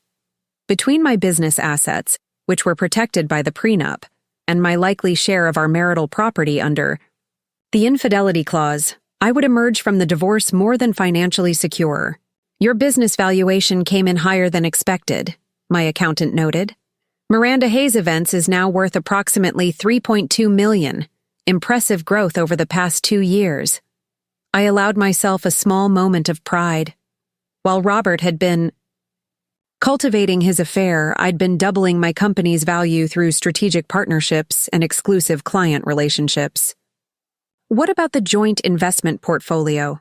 I asked. That's more complicated. There's evidence of significant withdrawals, as you suspected. About 300,000 moved to offshore accounts. We flagged these for your attorney. And the 50,000 for our anniversary. Still in the joint account. As your attorney probably told you, you're entitled to use those funds as you see fit. Perfect. I smiled, thinking of the elaborate event taking shape for Saturday night. I have plans for that money. At noon, I arrived at Le Colonial wearing a Stella McCartney dress in a soft coral that conveyed both confidence and approachability. My hair was freshly styled, my makeup flawless, my demeanor calm and collected. The opposite of a woman having a breakdown, I'd timed my arrival perfectly. Eleanor Williams and 3 other wives of Robert's colleagues were already seated at their usual table. Their conversation halted abruptly when I walked in, their expressions a mix of surprise and discomfort. I approached their table with a warm smile. "Ladies, lovely to see you." Eleanor recovered first. "Miranda, we didn't expect— given everything happening—" "You mean my divorce?" I kept my voice light but clear enough to carry to nearby tables. "Yes, unfortunate timing with our anniversary just yesterday. But these things happen when you discover your husband has been keeping a mistress in a separate apartment." 4 pairs of eyes widened simultaneously. I'd just detonated a bomb in their carefully maintained social order, not with anger or accusations, but with a simply stated fact. "Oh my God," breathed Samantha Peters, whose husband David worked directly under Robert. "Is that true?" "I'm afraid so, complete with photographic evidence and financial records." I signaled a waiter. "May I join you? I'd love to catch up." They shifted uncomfortably, but couldn't refuse without creating a scene. I took the open chair, ordered an iced tea, and turned back to them with a composed smile. "I want to apologize in advance for any awkwardness this creates for your husbands at work. I know Robert and I share many professional connections." "He was at our house until 2 this morning," Eleanor said, studying my face. "He said you left without explanation, that you might be having some kind of episode." I nodded sympathetically. That must have been difficult for him to admit. That I left because I discovered his affair. Much easier to suggest I'm unstable. The women exchanged glances, clearly recalibrating their understanding of the situation. "How are you so calm?" Samantha asked. "Pragmatism," I replied simply. 10 years is a significant investment, but not worth extending when the partnership has been violated so completely. The conversation that followed was a masterclass in strategic information deployment. Without ever raising my voice or appearing bitter, I shared just enough details about Robert's betrayal to ensure the correct version of events would circulate through our social circle. Not the salacious particulars. Those would come at Saturday's event, but enough to counter Robert's breakdown narrative. By the time we finished lunch, all 4 women had shifted from wary discomfort to expressions of support. Eleanor even hugged me as we parted, whispering, "I always thought Robert was too smooth to be trusted. Michael will hear the truth from me, not him." Mission accomplished. My phone buzzed as I left the restaurant. A text from Catherine. "Robert spent the night getting drunk at the Williams house, trying to convince Michael and David you're having a midlife crisis. Left this morning to meet Hoffman. Also, Parker just called me. He needs to talk to you. Urgently." I frowned at the last part. Why would Parker Thomas, Robert's college friend and longtime colleague, need to speak with me urgently? "Did Parker say what it's about?" I texted back. "No, but he sounded worried. I think he knows something." I considered the possibilities. Parker had always been friendly but slightly reserved around me. He attended our dinner parties with his husband, laughed at Robert's jokes, but sometimes I'd caught him watching me, with an odd expression, something between guilt and concern. Give him my number, I decided, but tell him I'm only available to talk today. 20 minutes later, as I was returning to my hotel suite, Parker called. "Miranda," he began, his voice tight with anxiety. "Thank you for speaking with me. I know this must be an incredibly difficult time." "It's certainly been eventful," I replied neutrally. "Catherine said you needed to talk?" He exhaled heavily. "Yes. This isn't easy. But I need to tell you something about Robert. Something I should have told you a long time ago." My pulse quickened. "I'm listening." "Not over the phone. Could we meet? Somewhere private?" I hesitated, weighing the risk. Parker had been Robert's friend for over 20 years. This could be a trap, an attempt to gather information or create an opportunity for Robert to confront me. "I understand your hesitation," Parker said when I didn't immediately respond. "But this is important, Miranda. You need to know the full picture before Saturday. That caught my attention. Before Saturday? What do you know about Saturday? Another heavy sigh. Catherine told me about your event. I think it's brilliant, by the way. But there are things about Robert, about his past pattern, that might be relevant. Past pattern. The phrase sent a chill through me, confirming Diane's assessment that this wasn't Robert's first affair. The Peninsula lobby, I decided. 5 o'clock. Public enough to be safe, private enough to talk. I'll be there, Parker promised. And Miranda? I'm really sorry. About all of it. After hanging up, I called Savannah to update her on my conversation with Robert's colleagues' wives and the upcoming meeting with Parker. Be careful, she warned. This could be valuable intelligence, but it could also be a setup. Robert's desperate and angry, a dangerous combination. I'll keep it public and brief, I assured her. But if Parker has information about previous affairs, that could strengthen our case. Absolutely. Document everything he tells you. And Miranda, don't go anywhere alone with him, no matter what he says. At precisely 5 o'clock, I positioned myself in a corner of the Peninsula's elegant lobby, selecting a seating arrangement that gave me clear sightlines to all entrances and exits. Within minutes, Parker arrived, looking uncharacteristically, disheveled in rumpled business attire. He spotted me immediately, crossing the lobby with purpose. As he approached, I studied his face, searching for signs of deception or collusion. Instead, I saw only exhaustion and what appeared to be genuine remorse. Miranda, he said, taking the seat across from me. Thank you for meeting me. You said it was urgent, I replied, keeping my tone neutral. He nodded, glancing around to ensure we wouldn't be overheard. It is.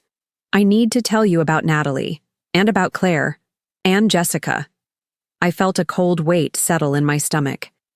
Go on. Parker leaned forward, his voice low but clear. Robert's affairs didn't start with Natalie. There have been others.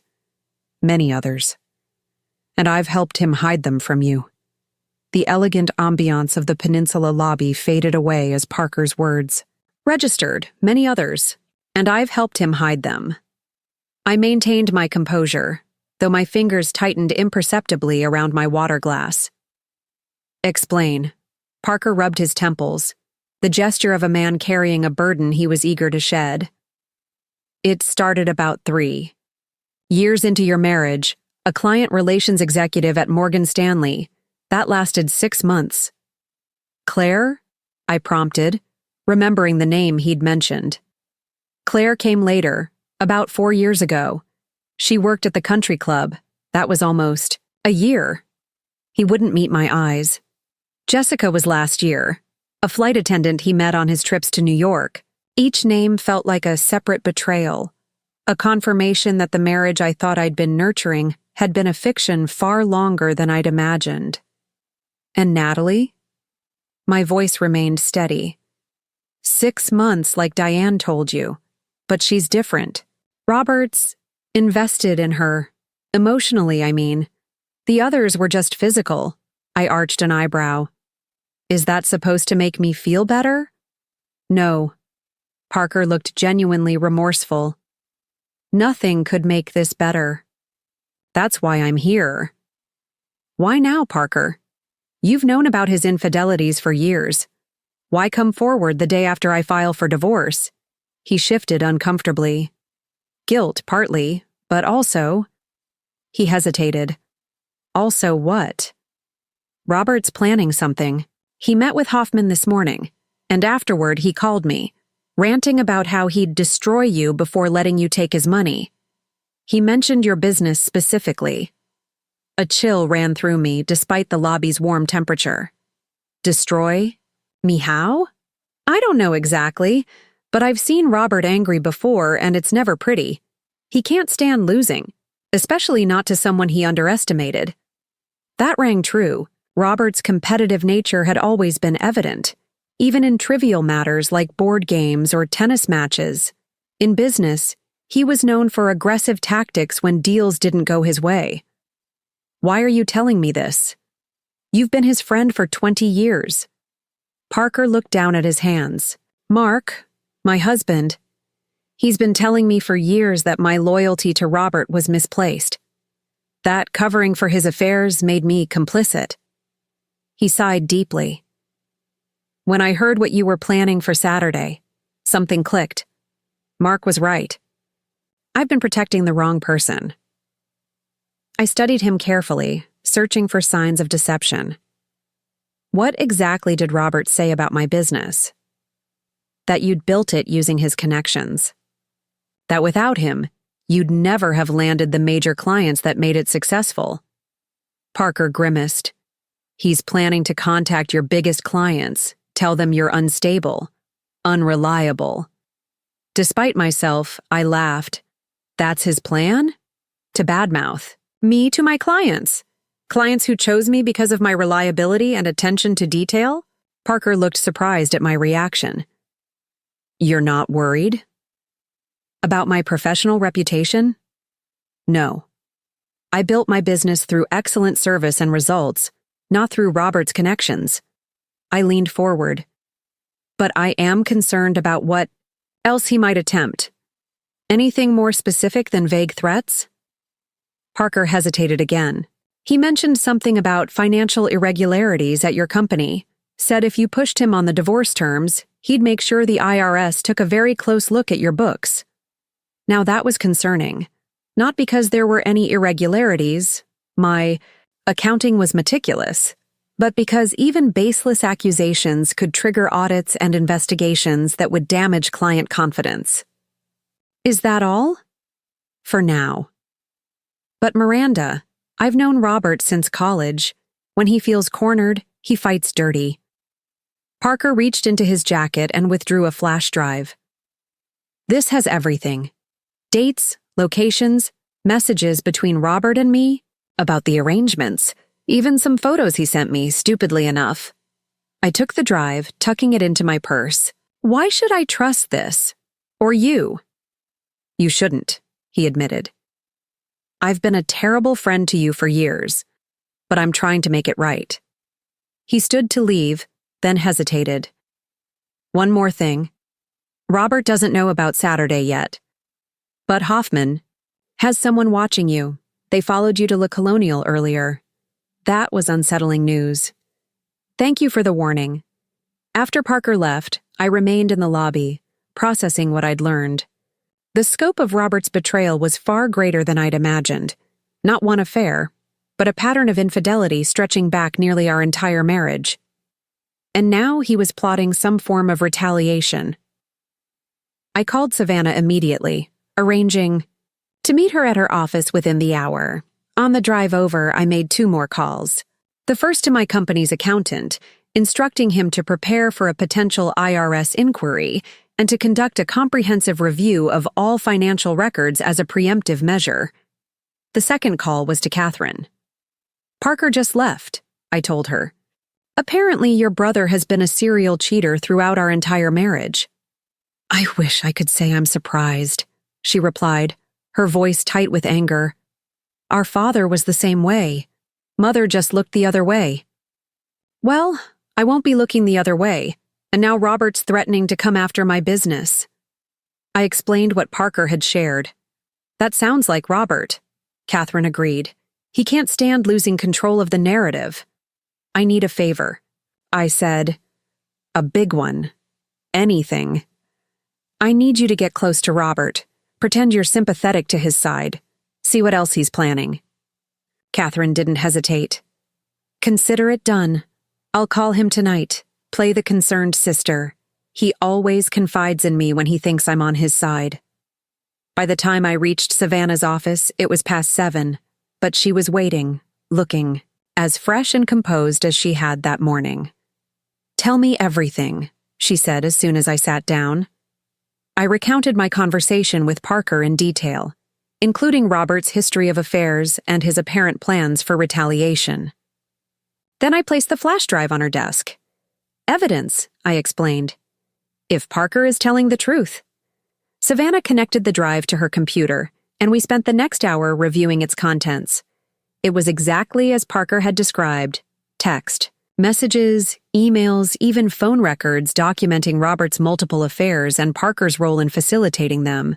This strengthens our case considerably, Savannah noted, copying the files to her secure server. Multiple affairs over years establishes a pattern of behavior that any judge would find reprehensible. What about his threats against my business? Concerning, but manageable. She made several notes on her legal pad. We'll file a temporary restraining order first thing tomorrow, prohibiting him from contacting your clients or making any defamatory statements about you or your company. Will that stop him? It creates serious legal consequences if he continues. And it sends a message that we're prepared for his tactics. She studied me thoughtfully. Are you still planning to go through with the event on Saturday? More than ever, I confirmed, but we need to adjust the presentation. With this new information, I want to make sure the narrative is completely accurate. Savannah nodded. Just be careful. Men like Robert can become dangerous when they feel truly cornered. As if on cue, my phone buzzed with a text from Robert. We need to talk, tomorrow, alone, or things get very ugly very fast. I showed Savannah the message. Her expression hardened. Do not meet with him alone, no matter what he threatens. I won't, I assured her. But I do need to know what he's planning. Let Catherine handle that, Savannah advised. And meanwhile, we'll proceed with the TRO first thing tomorrow. I'm also going to assign a security consultant to review your arrangements for Saturday. By the time I returned to my hotel suite, it was nearly 10. I was physically and emotionally exhausted, but my mind was racing with the implications of Parker's revelations. My 10-year marriage had been built on a foundation of lies far more extensive than I'd initially discovered. As I prepared for bed, my phone buzzed with a text from Catherine. Just spoke with Robert. He's at his downtown apartment drinking. Heavily. Says he has information that will destroy you. Something about a client from 3 years ago? Name sounded like Bellman or Belmore? I frowned, trying to place the name. Belmore. Then it hit me. William Belmore, CEO of Belmore Industries, one of my first major clients.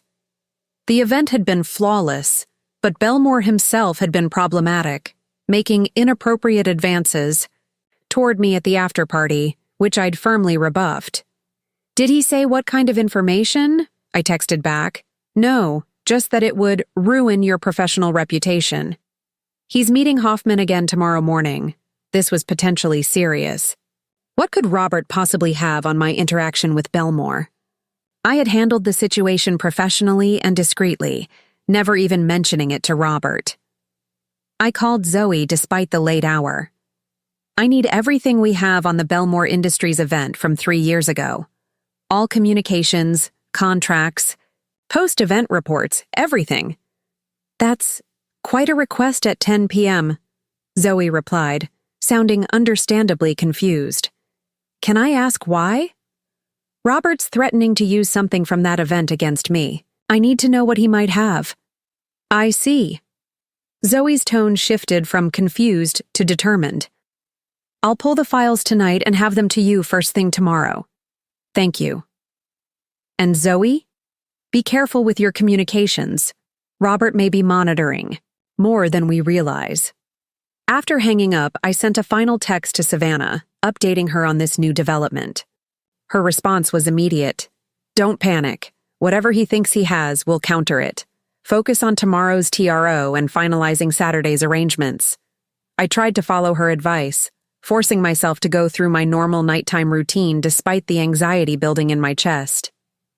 As I applied my expensive night cream, another gift from Robert, ironically, I stared at my reflection in the bathroom mirror. The woman looking back at me appeared calm, controlled, even elegant in her silk pajamas. Only the slight tightness around her eyes betrayed the storm of emotions beneath the surface. 3 days ago, I'd discovered my husband's affair. 2 days ago, I'd learned about the infidelity clause in our prenup. Yesterday, I'd filed for divorce. Today, I'd discovered his affairs had spanned our entire marriage. And tomorrow? Tomorrow, Robert would try to destroy the business I'd built with years of hard work and dedication. The business that represented my independence, my success apart from him. I finished my skincare routine with deliberate care, refusing to let the chaos he'd created disrupt even this small ritual. Then I returned to the bedroom, picked up my phone, and made one final call. Diane? It's Miranda Hayes. I need additional surveillance starting immediately. Not on Robert this time. On a man named William Belmore. If Robert wanted to play dirty, he would discover I was more than capable of fighting back. And unlike him, I would be fighting with the truth firmly on my side. Friday morning dawned gray and drizzly, matching my mood as I reviewed the Belmore Industries event files Zoe had sent over at 6 a.m. Everything appeared immaculate. Contracts properly executed, invoices paid on time, glowing post-event evaluations. Nothing that suggested any impropriety or potential ammunition for Robert, except for one email, buried in a folder labeled Personal Correspondence. A message from William Belmore sent at 2:17 a.m. after the event. Miranda, your rejection tonight was disappointing but understandable given your marital status. Perhaps we could continue our discussion in a more private setting? I have a suite at the Langham all weekend, discretion assured. My response had been polite but unambiguous. Mr. Belmore, I value our professional relationship, but I must decline your invitation. I look forward to working with Belmore Industries on future projects. That had been the end of our communication on the matter. I'd never mentioned the incident to anyone except Zoe, who had helped me ensure Belmore was never alone with me at subsequent events. What could Robert possibly have that would turn this into something damaging? My phone rang. Savannah. The TRO has been filed, she announced without preamble. Robert and Hoffman have been served. They can't contact your clients or make defamatory statements about you or your business without facing immediate legal consequences. Good, I replied, still staring at Belmore's email. But I'm concerned about this Belmore situation. I've reviewed the files, and there's nothing compromising. But Robert seems to think he has something. Let me guess. Belmore made a pass at you, you rejected him. And now Robert thinks he can spin it into something unseemly? Precisely. Classic misdirection. He's trying to put you on the defensive, make you worry about what he might have, so you'll back off on the divorce terms. Savannah's voice was calm, reassuring. Whatever he thinks he has, it's unlikely to be substantive. Focus on today's priorities, finalizing Saturday's arrangements, and preparing for any public encounters. With Robert. She was right, of course. But something about the situation still bothered me. Robert was many things, but he wasn't stupid. He wouldn't threaten to use information unless he believed it had real power. After hanging up, I called Diane for an update on her Belmore investigation. It's preliminary, she cautioned, but interesting. Belmore and Robert have met 3 times in the past month, most recently yesterday afternoon, right after Robert's meeting with Hoffman. That was concerning. Any idea what they discussed? Not yet, but I did discover something else. Belmore Industries is currently negotiating a major merger, one that Robert's firm is handling.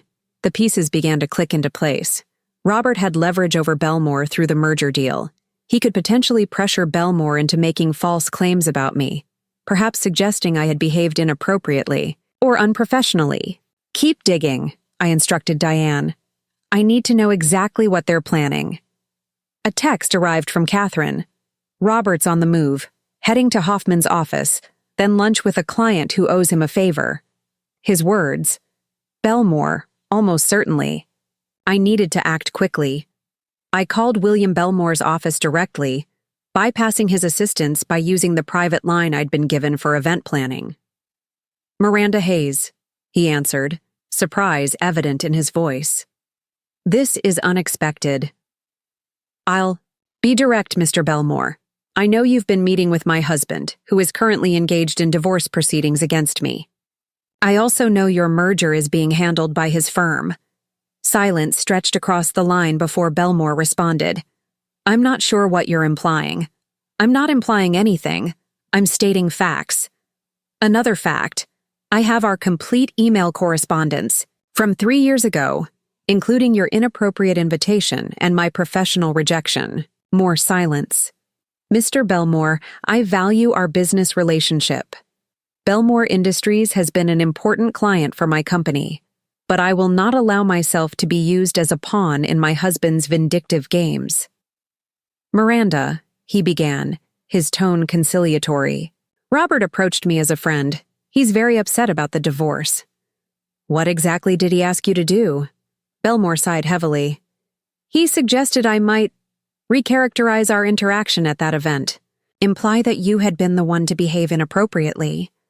And you agreed to this, knowing it was false? I didn't agree to anything, he protested. I told him I'd think about it. The merger is significant for us, Miranda.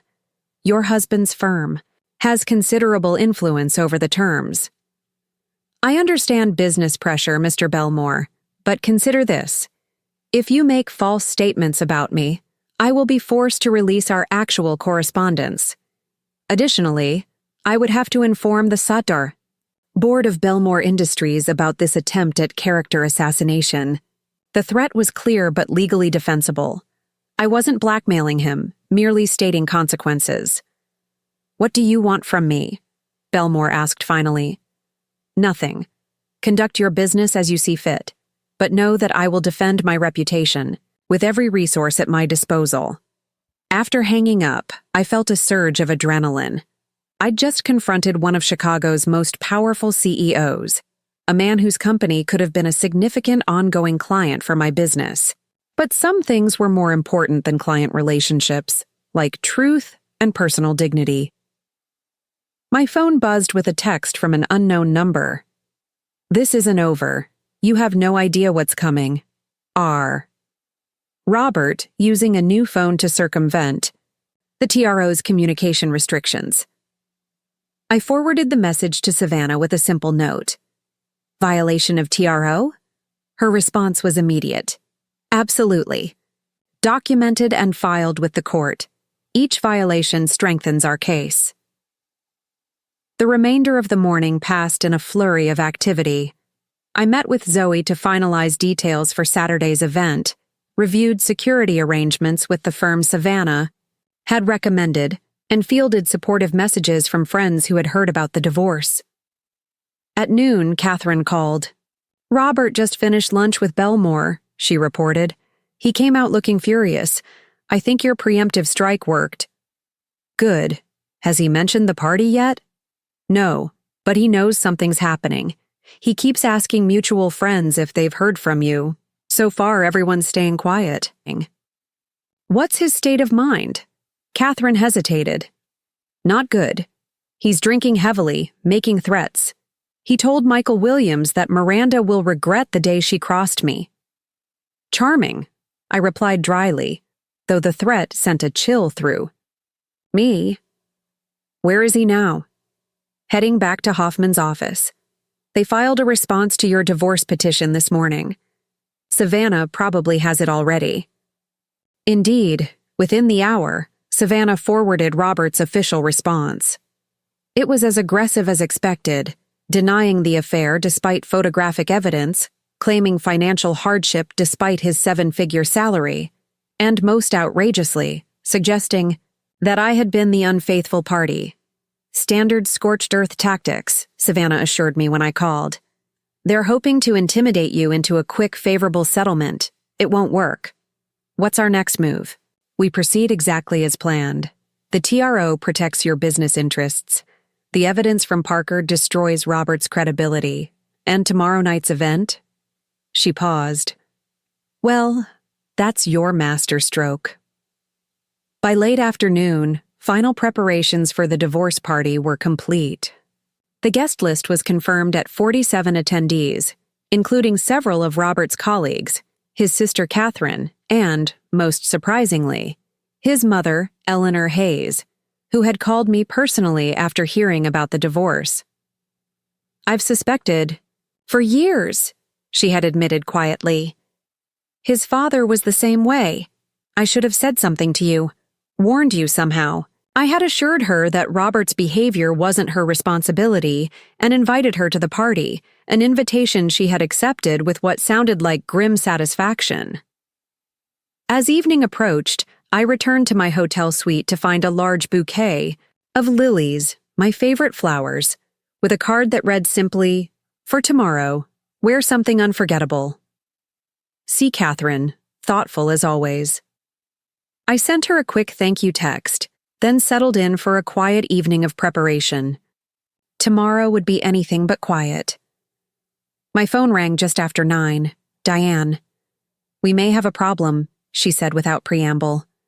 "Robert's been asking questions around town, trying to find out where you're staying, and he's been drinking heavily at Gibson's for the past 2 hours. The TRO prohibits him from contacting me directly," I pointed out. "True, but intoxicated men don't always remember legal restrictions. The security team at the peninsula has been alerted to deny him entry if he shows up." I thanked her for the warning, then double-checked that my suite door was securely locked. Robert had never been physically threatening during our marriage, but his recent behavior suggested a man rapidly unraveling. Just before midnight, as I was preparing for bed, my phone buzzed with a series of texts from Robert's number. "You think, you're so clever. Everyone will know the truth about you tomorrow. You won't get away with this." Each message was a clear violation of the TRO. I forwarded them to Savannah, then silenced my phone for the night.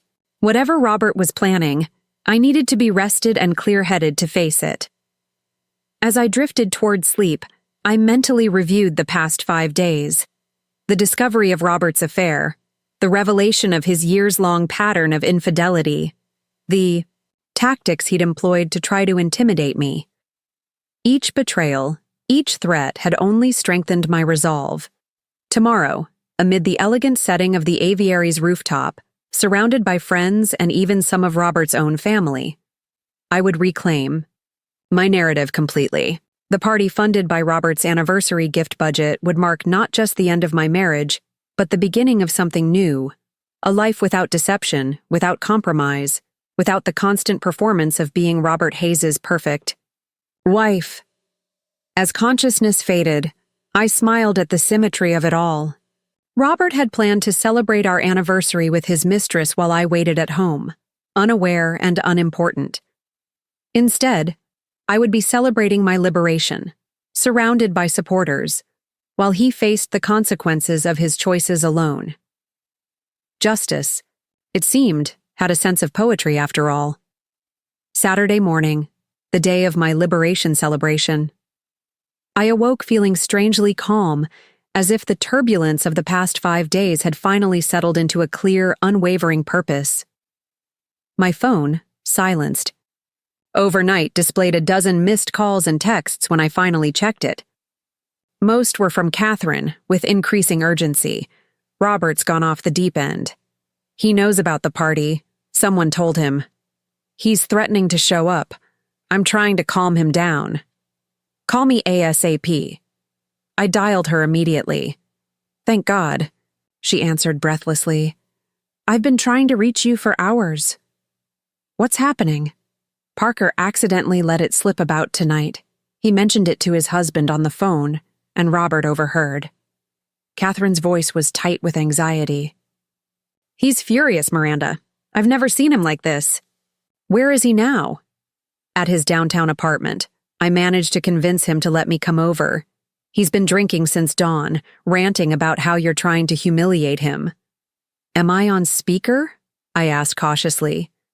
"No, I'm in the bathroom." He thinks, I'm sympathetic to his side, but I'm worried, Miranda. He keeps saying he won't let you win, that he has one last card to play.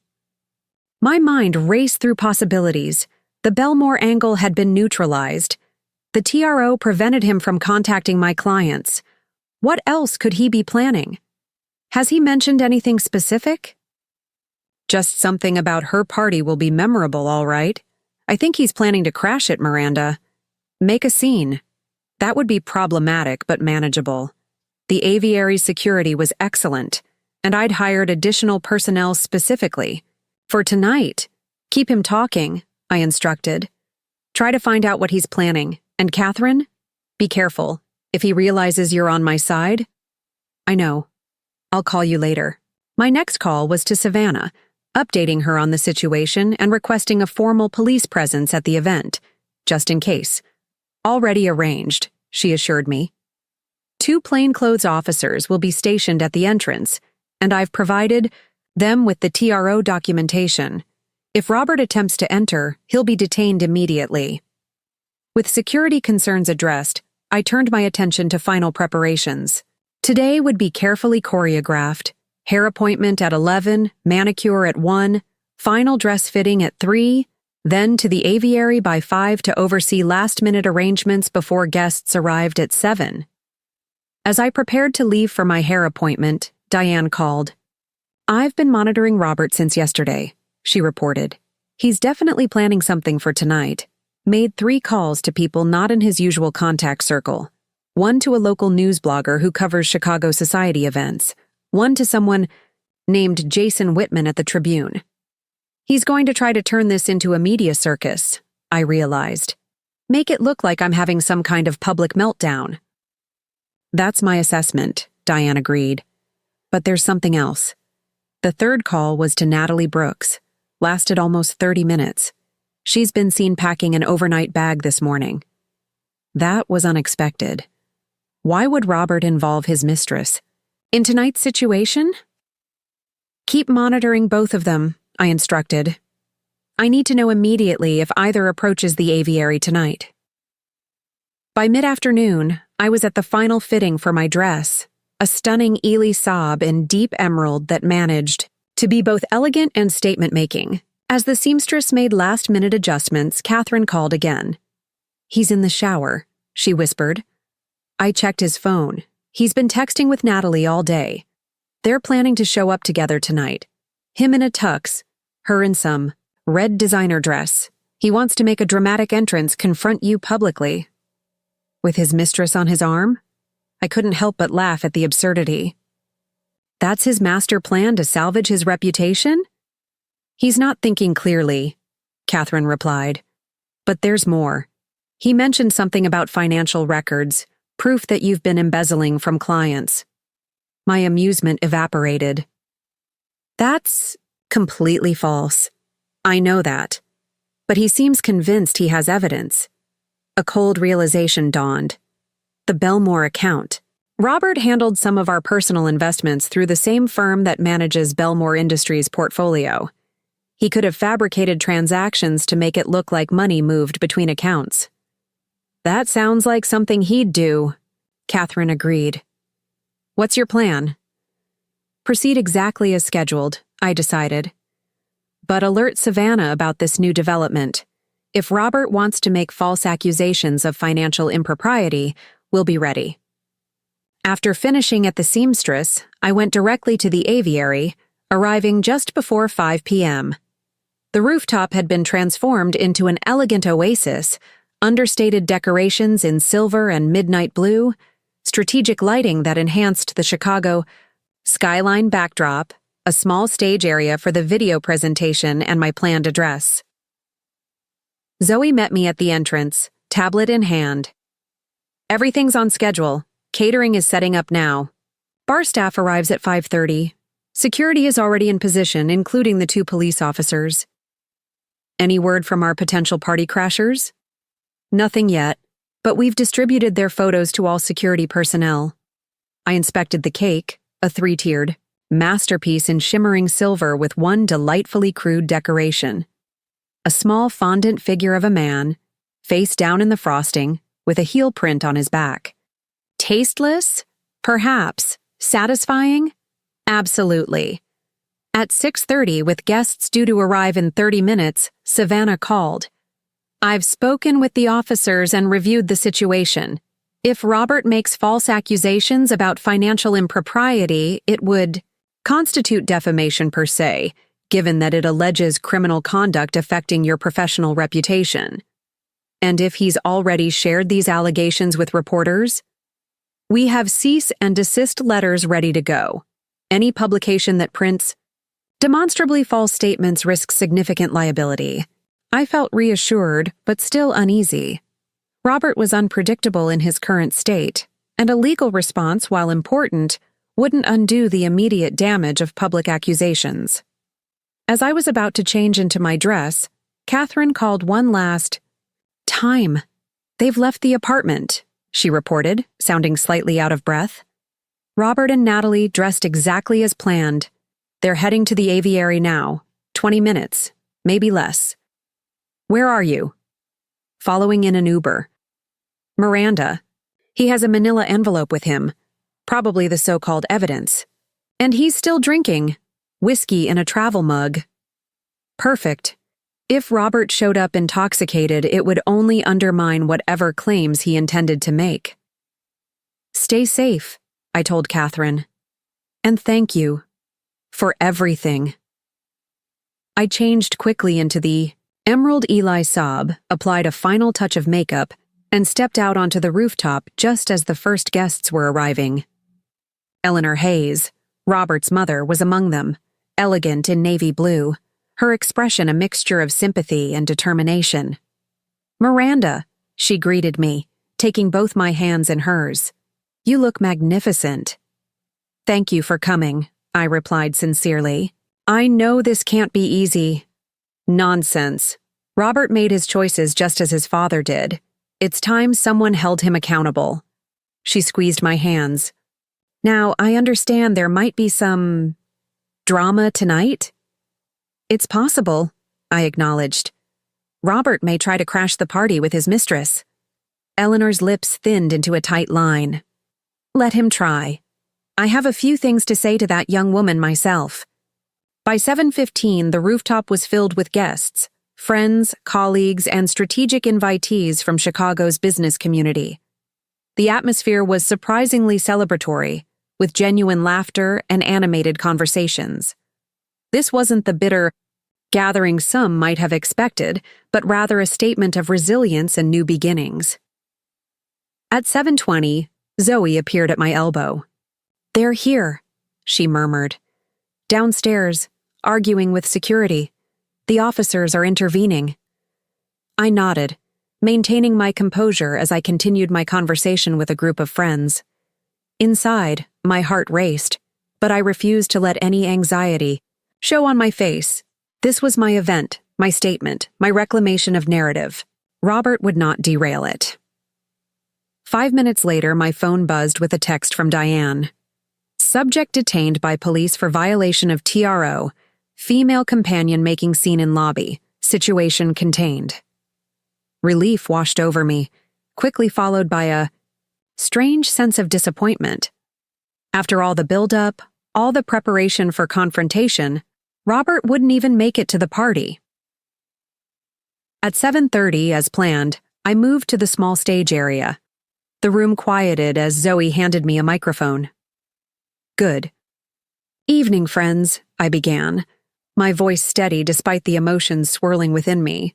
"Thank you all for coming tonight. I know this is an unconventional gathering." Gentle laughter rippled through the crowd. "A week ago, I discovered my husband of 10 years was having an affair. Our anniversary was 3 days later." I paused, allowing the impact of those simple facts to register. What followed was a crash course in the extent of his deception. Not just one affair, but many, stretching back nearly our entire marriage. I scanned the faces before me. Supportive, attentive, some showing righteous anger on my behalf. Tonight isn't about rage or retribution, though I've certainly felt both this week. It's about reclamation. Reclaiming my narrative, my independence, and yes, I smiled slightly, reclaiming the $50,000 Robert had set aside for our anniversary celebration. More laughter, stronger this time. Instead of jewelry I'd rarely wear or some extravagant gesture designed more to showcase his wealth than celebrate our union, I've chosen to use that money to mark the end of a chapter and the beginning of something new, something honest. I raised my champagne glass. So thank you for being here, for supporting me through this transition. And now, I believe we have a special presentation prepared. As I stepped away from the microphone, the lights dimmed, and the large screen behind me illuminated. The video I'd carefully prepared began to play. Images of Robert and Natalie entering hotels, dining together, the timestamp clearly showing our anniversary date on the yacht. All set to the song from our first dance at our wedding. The juxtaposition was devastating in its simplicity. No commentary was needed. The evidence spoke for itself. What happened next would become the stuff of Chicago society legend for years to come. As the video presentation reached its devastating conclusion, the final image showing Robert and Natalie kissing on the yacht, deck at sunset on our anniversary, the elevator doors at the far end of the rooftop slid open. Natalie Brooks stumbled onto the rooftop, mascara streaked down her face, her red designer dress slightly askew. She had somehow managed to evade security after Robert's detention by police. The room fell silent as she took in the scene, the elegant gathering, the damning images still frozen on the screen, my composed stance at the center of it all. "You think you've won, don't you?" she spat, her voice shrill with emotion. "You've ruined everything."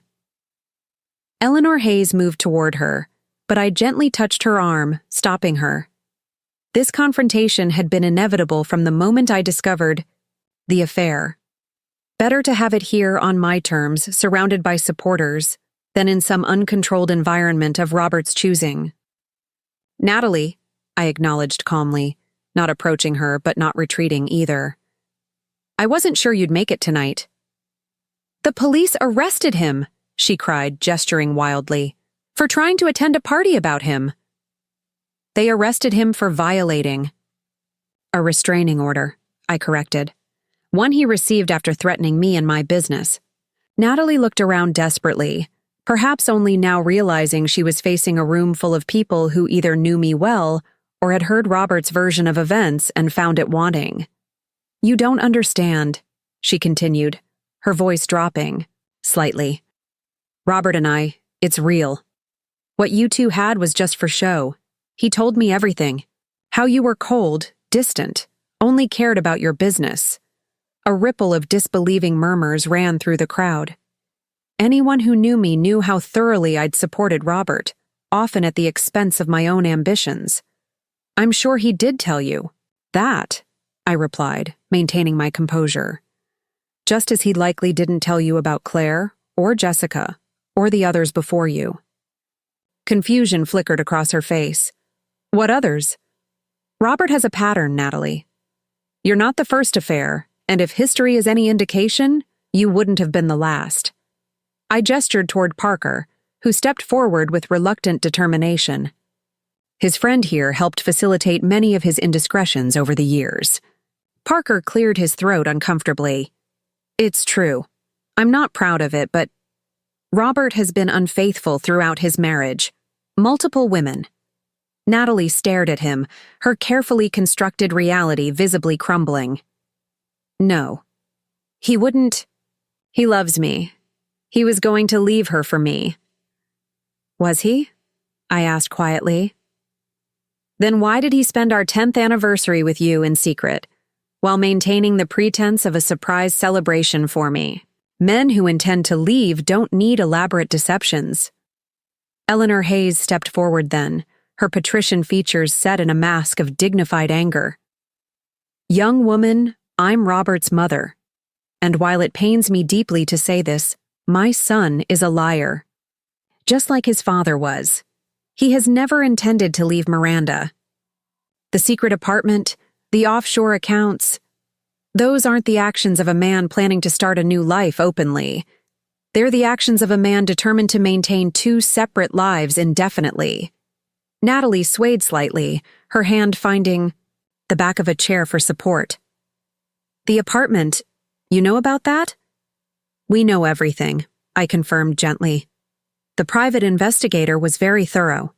Something shifted in Natalie's expression then. A dawning realization, followed by a flash of anger not directed at me, but at a man who wasn't even present. He told me you didn't care about him, she said, her voice smaller now. That you were a business partner, not a real wife. That you'd be relieved when he finally left. Another convenient lie, I observed. Easier than admitting he was betraying someone who loved and supported him for a decade. Security personnel had appeared at the elevator, prepared to remove Natalie, but I waved them back. This unexpected confrontation was providing a kind of closure I hadn't anticipated. You should know, I continued, that Robert is currently facing serious legal consequences, not just for the affairs, but for financial misconduct and attempts to damage my professional reputation. Natalie's eyes widened. The envelopes. He said they contained proof you'd been stealing from clients. A gasp rippled through the room. Several of my clients were present, their expressions now concerned. Let me be absolutely clear, I addressed the room at large. Those allegations are completely false.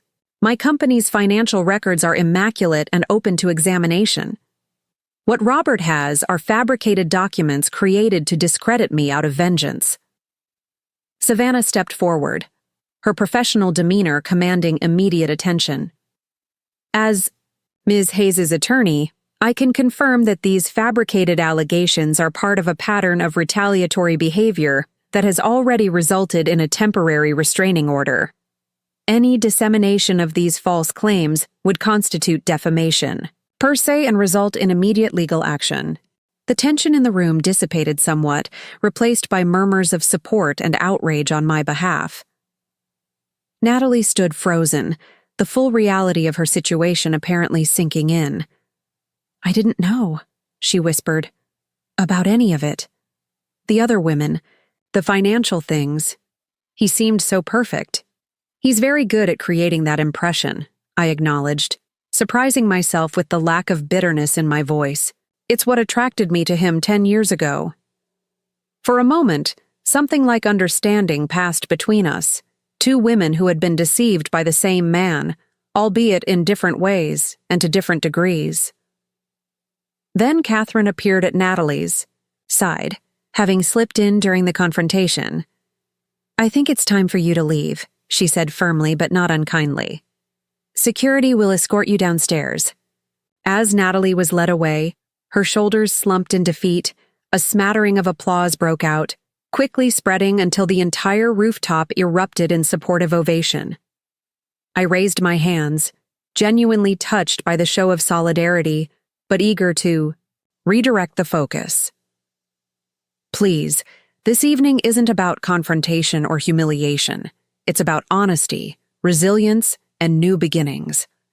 The party resumed with renewed energy, the unexpected drama having somehow cemented the bonds among those present. Friends approached with heartfelt embraces, clients offered unwavering support, and even acquaintances I'd known primarily through Robert expressed admiration for my handling of both the divorce and tonight's unexpected confrontation. As midnight approached, Zoe appeared with the cake, the silver-frosted creation with its symbolically satisfying decoration. The crowd gathered around, champagne glasses raised. To Miranda, Catherine called out, who taught us all a masterclass in dignity under pressure. To Truth, added Parker, his expression reflecting both remorse for his past complicity and relief at his recent honesty. To New Beginnings, I concluded, raising my own glass. And to all of you who've shown me the true meaning of support. As the cake was served and conversations flowed around me, I found a quiet moment to step aside and gaze out at the Chicago skyline. The city lights twinkled like stars against the darkness, a vista I'd seen countless times but somehow never fully appreciated until this moment. Eleanor joined me, her presence a comfortable silence before she finally spoke. You know, she said reflectively, when Robert's father was caught in his third affair, I did what women of my generation were expected to do. I looked the other way, preserved the family name, sacrificed my dignity for appearance's sake. She turned to me, her expression both sad and proud. Watching you these past few days, seeing how you've handled this with such strength and grace, it's made me wonder what my life might have been if I'd found similar courage 40 years ago. I touched her hand gently. Different times, different choices. Yes, she agreed, but the same pain, the same betrayal. She squeezed my hand. I'm proud to have had you as a daughter-in-law, Miranda, and I hope we'll remain family, regardless of legal documents. I'd like that, I replied sincerely. As Eleanor moved away, to speak with other guests, my phone buzzed with a text from Diane. Robert released on bail, currently at downtown apartment with legal team. No further movement expected tonight. One final loose end remained. I found Savannah near the bar, looking uncharacteristically relaxed with a glass of champagne. Robert's been released, I informed, her quietly. She nodded, unsurprised. First offense of the TRO, typical catch and release, but it establishes a pattern if he violates again. She studied my face. How are you feeling? Tonight didn't exactly go according to plan. I considered the question seriously. Better than expected, actually. There's something liberating about finally having everything in the open. No more secrets, no more pretense. The weeks ahead won't be easy, she cautioned. Robert will fight the divorce terms, possibly escalate his attempts at retaliation. I know, I acknowledged. But for tonight, I'm celebrating the fact that I've reclaimed my narrative. Everything else is just legal process. As the party wound down around 1 a.m., guests departing with warm embraces and promises of continued support, I found myself standing alone on the rooftop, the city spread out before me like a map of possibilities. The past week had been a whirlwind of discovery, decision, and action. In 5 days, I'd dismantled a 10-year marriage, confronted multiple betrayals, and emerged with my dignity and determination intact. Robert had planned to spend our anniversary celebrating with his mistress, while I waited at home for a surprise. That would never come. Instead, I'd used his anniversary budget to fund a Declaration of Independence, surrounded by genuine support while he sat in a police station, his deceptions finally exposed. The symmetry was perfect, the justice poetic. As I gathered my things to leave, Zoe approached with a small box. Almost forgot. This arrived for you this afternoon. Inside was a delicate silver bracelet with a single charm, a phoenix rising, from ashes. The card read simply, "To new beginnings, with admiration, Savannah." I fastened it around my wrist, the cool metal a reminder that endings were often disguised beginnings. My marriage was over, but my story was far from finished. Tomorrow would bring new challenges, legal battles, professional adjustments, emotional processing of all that had happened. But tonight had proven I was more than capable of facing whatever came next. As I stepped into the elevator, I caught a glimpse of my reflection in its mirrored wall, head high, shoulders back, eyes clear and determined. Not Robert's wife, not a victim of betrayal. Simply Miranda Hayes, author of her own story, architect of her own future. The elevator doors closed on the scene of my liberation celebration, but opened onto the first chapter of everything that would come next. Up next, you've got 2 more standout stories right on your screen. If this one hit the mark, you won't want to pass these up. Just click and check them out. And don't forget to like, subscribe, and turn on the notification bell so you don't miss any upload from us.